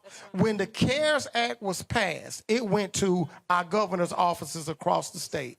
Well, for the city of Statesboro, we were supposed to get $5.7 million. Of that $5.7 million, we only received $1.7 million. And the $4 million went into the state coffers, and now the governor is going around passing out special projects. And talking about this surplus. A surplus, but the surplus was stolen from us and put into their wallet. And now at the city level and the county level, we've seen the impact of COVID and inflation. We're seeing salaries go up, supplies go up, and that money was intended to save the people at the local level. But when we took over the Senate, that money came straight to this community. And because of that, we are now putting $11 million in rebuilding our neighborhoods. We're fixing up Grandma Dem house. We're putting in infrastructure where we had no sanitation or any of those things. And we're building a $2 million food bank to address food scarcity that's specific for that. And in the midst of all of that, we created a long lost reserve to save local business in this community. So that's the difference. So I'm curious. Warnock replaces Isaacson. Yes. So what did this city in this area see differently with him compared to his predecessor? Access. It's as simple as that. Access. I can get on the phone right now, call Maria. Maria is going to pick up the phone, and she's going to say, Mayor, what do you need? And right now, we got Miss Lakeisha Hill right now. She's working. She's a member. She's our chair of our youth commission, and we've launched this organization called Village Builders, which is the youth initiative. You know who's working on that with us? Senator Raphael Warnock, Senator John Ossoff. Their offices are working to bring funding to this community. We did not have that before. And that's why it's so important, because it gives the opportunity for people that's been overlooked the opportunity to have their voices heard in the highest corridors of this land. Go ahead. Well, just to piggyback on what the Village Builder Initiative is, it's basically to bring those resources at the front door of those underrepresented communities, like showing up. Mm-hmm. Here's your food. Here's your clothing. Tell us what other resources that you need that we have not identified. Mm-hmm. So to his point, with that type of funding, it just allows us to do more. It allows us to be visible. It allows us to educate those underrepresented communities about voting, about the resources that are poured into your community when you get out and vote. Yeah. See, that point about access, I really do laugh at the clue, I do laugh at them, and they get mad because I will literally hit them with a laughing emoji on Twitter or my YouTube channel. So they'll start, oh, you trying to get black people to vote Democrat, you're a Democratic shield. And I start with the most basic thing. Okay, you claim especially the people who yell reparations. Mm-hmm. Every time they do, I tell them, can you show me one Republican? One. I ain't asking you for two. Show me one that agrees with you. Take your time, I'll wait. And so what I explain to people who yell, holler, and scream, well, they agree with reparations, just not for black people. Well, this country is engaged in 13 rounds of reparations for everybody else except for black people. But also under Republican administrations, by the way. Oh, absolutely. But the thing that I walk people through is you can sit on Twitter or Facebook and YouTube, and you can sit in these platforms and yell, holler, and scream. But politics is not about the folk who complain but don't actually engage. And so the first rule of politics is, can I call somebody? Can I reach somebody? Can I get a meeting? Can I get access to then get what I want? Yes. And so what I try to walk people through is to understand that when we're talking about voting, like all the tangible folks, no politician can give you a tangible if they don't win. Exactly. I mean, and then after they win, they still have to get other folk to go along with the vote, which means we now have to be there at City Hall, at school board meeting, at county meeting, at the legislature, in the halls of Congress, pushing to actually get it done. Sure. And that to me that's why I keep saying we got to have Schoolhouse Rock 2.0, 3.0, because there's a bunch of folk who literally have no clue how this thing works. Well, that's exactly how I feel about, that's one of the things that tug at my heart. We need, I would like to see voters' education, like on the ground level, grassroots, because I think just what you're just saying, they simply just don't know, how politics work, and they don't understand that, like you say, you got to be in the room to get what you want. Didn't Obama say something like, tell me what you want, you tell me whatever? So I think that's what we got to realize. We need some voters' education that's grassroots. But I have a question for Mayor McCullough. Uh-oh. Did you say that how much money was stole from Bullitt County? Stole from they were supposed to get $5.7 million, you got 1.7. We were supposed to receive $5.7 million. We received $1.7 million. So we have county commissioners that actively support Brian Kemp after he did not give us our money. Okay, I just want to make sure. And we have to understand why that's important, especially right now.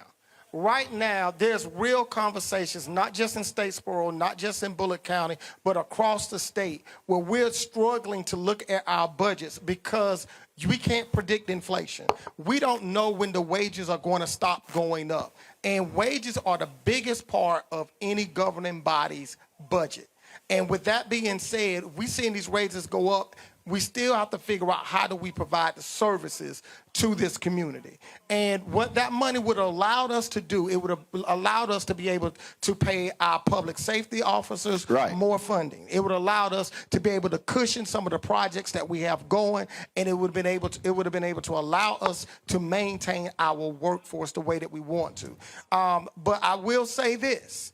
The one thing that we are extremely fortunate about is that we got great administrators here.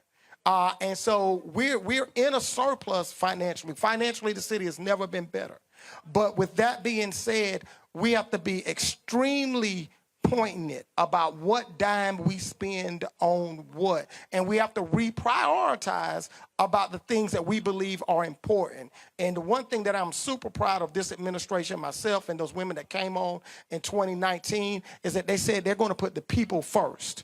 And so we are investing into people in this community, those that are most vulnerable, those that are employees, those that are business owners. And because of that, we've seen the largest economic growth and the most engaged populace that we've seen in a long time in this community.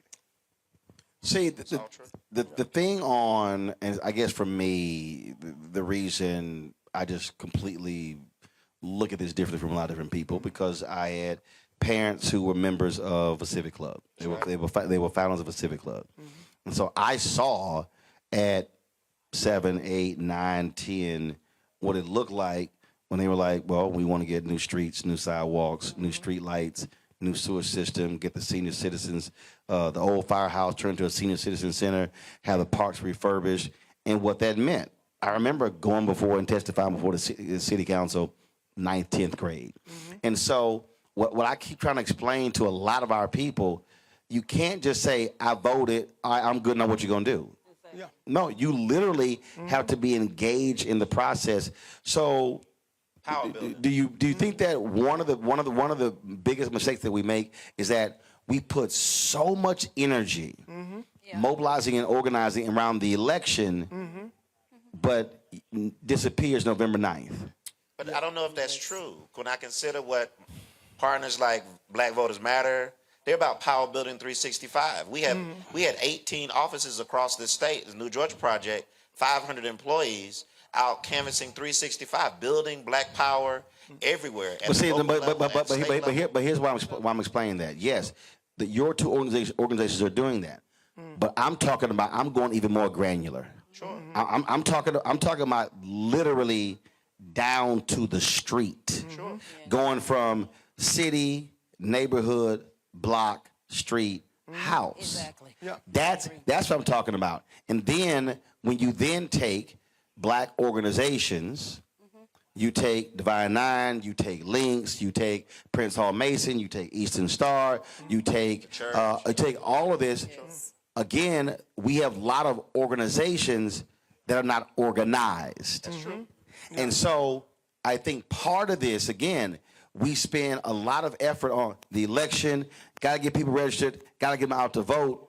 But then when the election is over, we're not then going, okay, these were the 5 things we said we wanted. Now we got to roll up on City Hall to get that in the school district, in the county. And so then, but we do when we are reacting to something, to a shooting. And that's what I'm saying. An injustice like the Martin Wilson case. And that's what I'm saying. Sure. Or even to the point where the billions that were passed by the bills in Congress, well, guess what?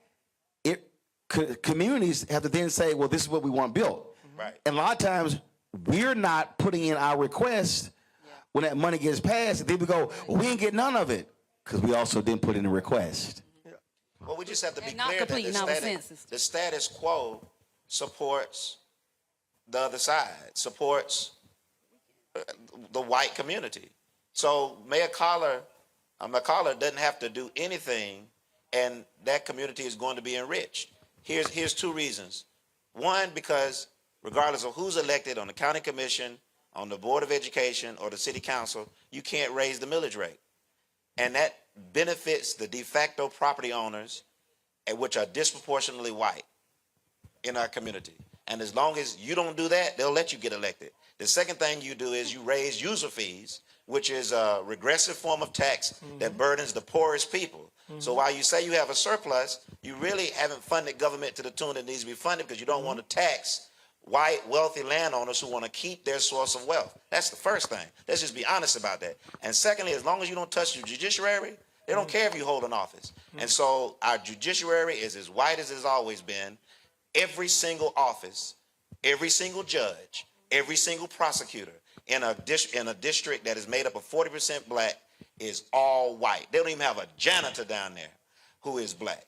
And so it's got to reach into those places, into their pocketbooks, to pay for our futures, just like our past has paid for their right now. And it's got to reach into who decides what laws are going to be enforced and what laws are going to be bypassed.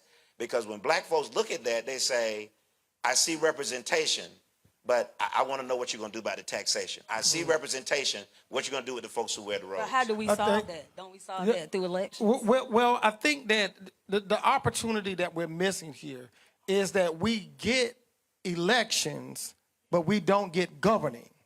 That's the thing that we're missing. And that's you know, and I'm going to be truthful. You know, when it comes to campaigning 2017, 2021, I was extremely fortunate. We had more than enough people knocking on doors. We had more than enough people, you know, putting up signs and doing all of those things. But a week after we won, I felt alone. And it was like, you know, I'm saying it how I meant it now. The street. Yeah, and that's because I could call a group of people and they're going to show up 5, 10, 15 people. But the governing piece, that's the piece where we need, and the way that's what I'm talking, and that's what I'm talking about. Go ahead. Yeah, and so the caveat that we did was this: is that we introduced commissions. We turned those people that was knocking on doors. No, you a member of the commission now. Ain't that right, Keisha? That's right. Yes, we turned them into commissions so that it ain't just on me to keep investing into the youth, to keep investing into infrastructure. Now, you said this is what you wanted. That's called the spoils of winning. Exactly. And so now we've introduced these commissions, and now they're doing the work that we talked about. And so now we're passing the legislation. We're funding the things that we want to. And this is what I'm going to say about progressives. We're too nice. When you have the opportunity to govern. That's right. Do the thing that you said you was going to do, because this is what we got to understand. Because they're going to use theirs. This is what we got to understand. Our policies, unlike theirs, actually work. See, here we are. We got a progressive mayor. That's African American. This city has never seen this kind of economic growth because we actually said we're not just going to fix the roads on the south side of town. We're going to do it on the west side of town too. That's right. We're not just going to build up parts that's outside of the city. We're going to build up parts inside of the city. We're not just going to build in places that's been historically getting the benefits year after year. We've shown that progressive policies actually work. And that's what we have to stand on. We got the conservatives. You never elect them to government because they don't like government. They don't believe it. And they want to dismantle government. Except no. Everybody,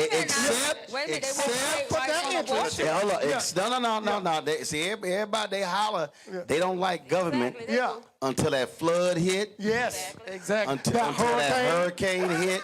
Until that tornado hit. Mm-hmm. Or and also this is also where I think people, progressives who run, the reality is the amount of money Georgia, Mississippi, South Carolina, Tennessee, Arkansas gets back from the federal government is far more than the state taxpayers put into the systems. And so and a lot of times we don't want to mention that. And I do it all the time. Yeah. So that's why I say I don't want to hear no red state governor talk about they can't stand the federal government. You a lie.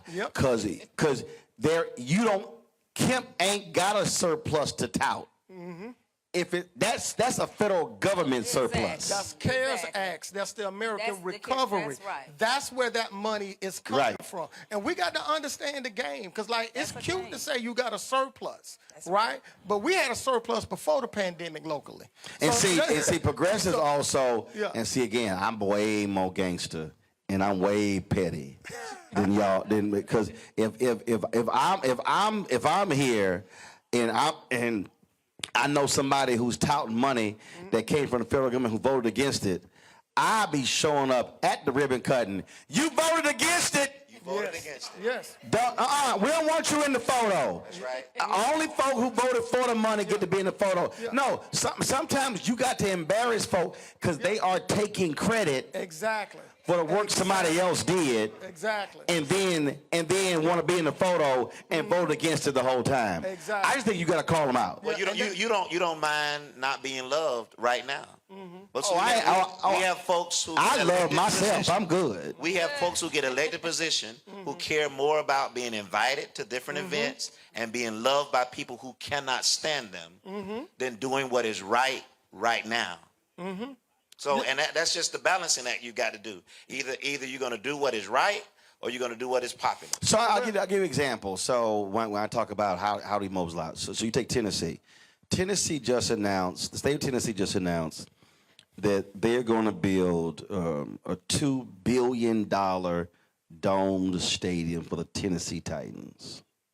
The state of Tennessee is going to contribute $500 million of the $2 billion. That's 25%.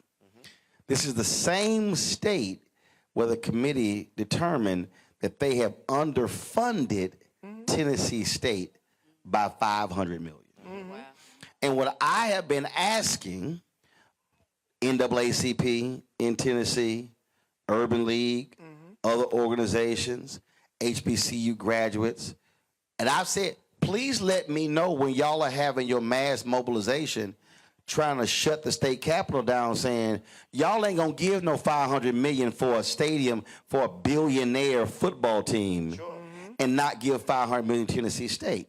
Again, that requires organization, mobilization. And so I put this out there now for several weeks, and folks like, and I'm like, y'all, that's $500 million. And see, and I think that's the piece there. We are excellent at being reactionary, mobilizing in a massive way to a shooting, or to somebody being called an N-word, or a student being beaten by a resource officer in a school. But we're not as ticked off for $500 million to $1 billion. Well, I just let it be known, I was state president of the Georgia NAACP when the Falcons tore down the Georgia Dome and built the Mercedes-Benz Stadium. Not only did we cry out about that, we filed and support lawsuits against the state, which was depriving the students of Atlanta, because either you own the stadium or you don't. If you own the stadium, you should pay taxes. If you don't own the stadium and you lease it, then we should share in the revenues.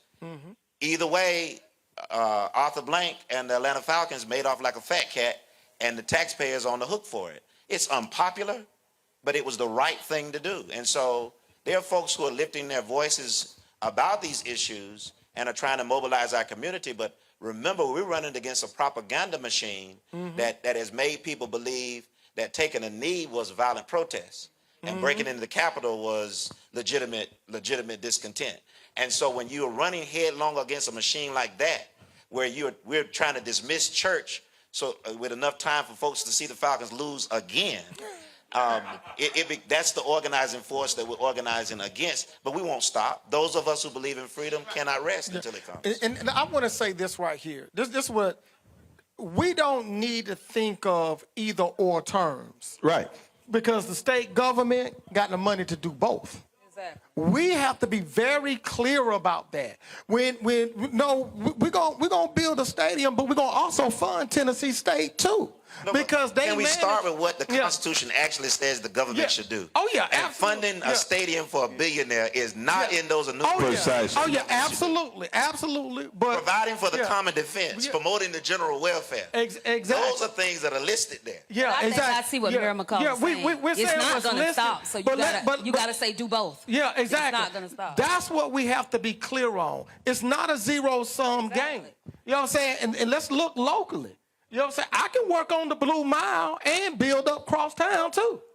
I'm doing both of them. We're gonna just like we're investing to make sure that we get the new Publix. We're gonna make sure our children are playing in parks with cameras, with Wi-Fi, internet. We're gonna make sure our kids got after-school programs. We're launching village builders. We are doing all of these things while simultaneously enjoying the benefits of economic growth. We can do both. The problem is that those that's representing us is making us think that we got to choose one or another, and then using the divide amongst the people to say they don't want you to have because they have. And that's the trick of politics, is to make you think that it's a zero-sum game when the truth of the matter, they got the money to do both. So here's the question. Go ahead.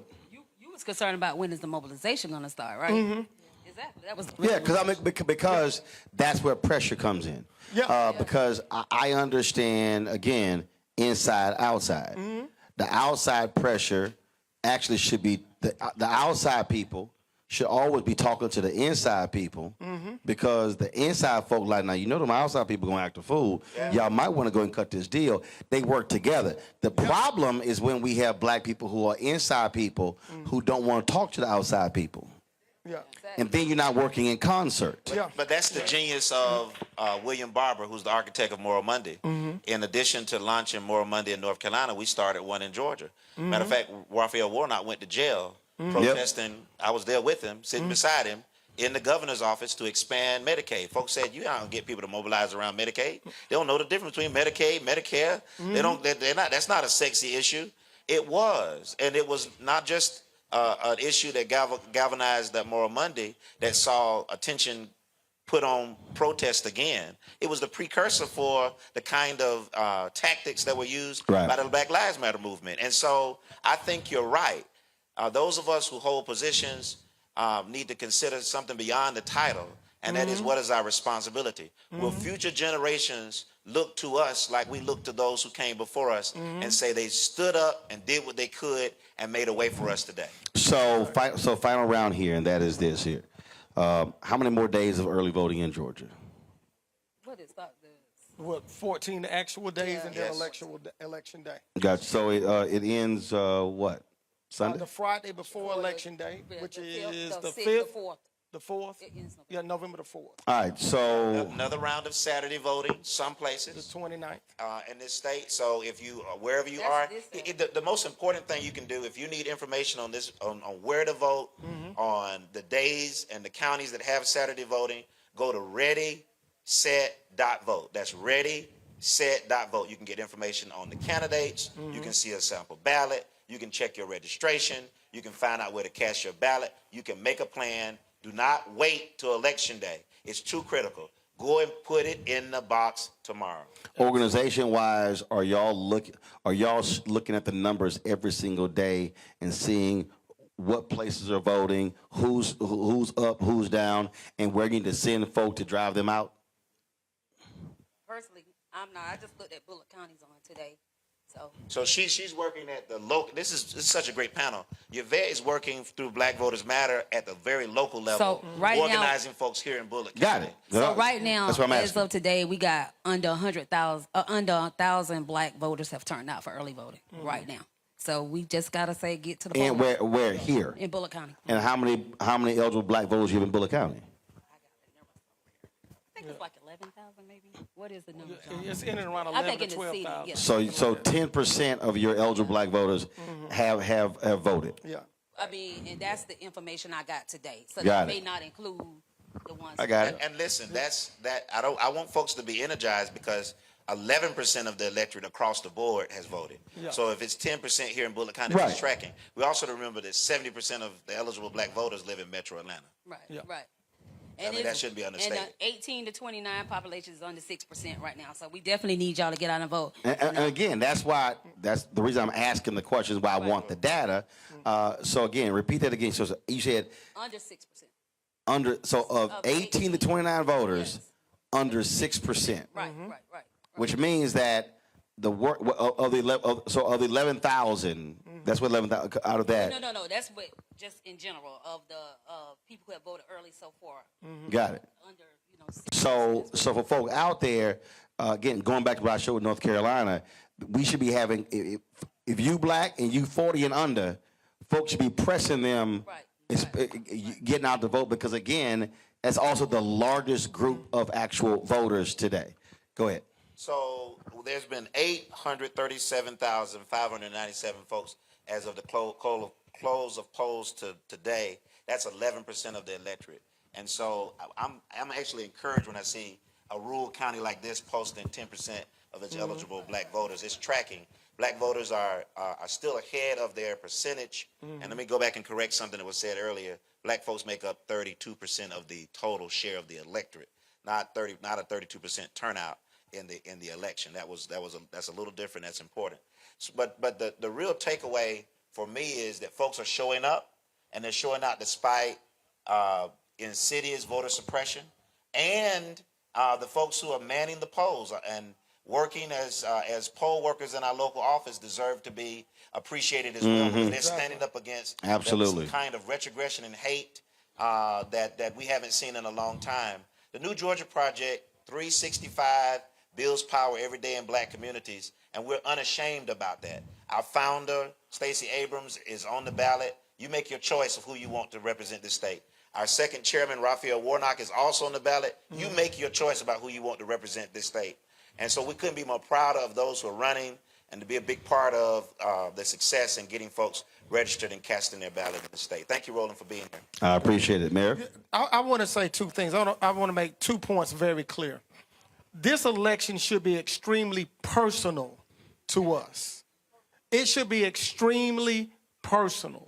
We should be going through our social media. We should be going through our cell phones. We need to be contacting every individual that we know, and we should be telling them to go vote and for them to go and to take their family members.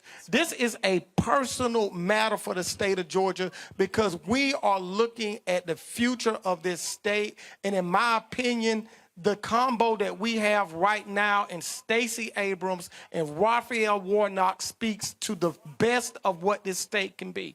And the second thing I want to say, and I want to be deliberate about saying this about Stacey Abrams. Stacey Abrams has been on the ground in this state for a very long time. And this is a woman that I've said time and time again is one of the most brilliant people I have ever met in my life. I literally believe that this woman can do anything that she sets her mind to. And to have that kind of talent in the governor's mansion would speak volumes for the future of this state. But imagine how powerful it would be for our little girls to look at that governor's mansion and see a woman that they can identify with and say, one day we can be like her. That's right. Go vote. Final comment?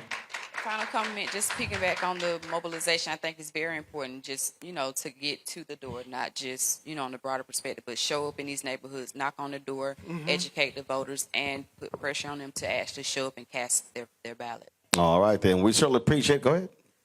I just wanted to say... Hold the mic up. Okay. I just wanted to say inflation is temporary.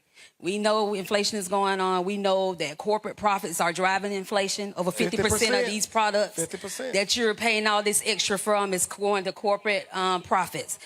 Biden didn't create inflation, but your rights are on the ballot. Your rights are on the ballot. Inflation is temporary, but your rights are on the ballot. One of the reasons why we wanted to come to places like Statesboro and Swainsboro and Savannah, and of course in 2020 we were in Albany and other places, is because typically what happens in these elections, so much emphasis obviously is put on metro areas. Sure. But one of the reasons why Republicans have won in places like Texas and others is that they've actually run up huge vote totals in a collection of small areas. That's right. And so what then happens is that negates your large metro areas.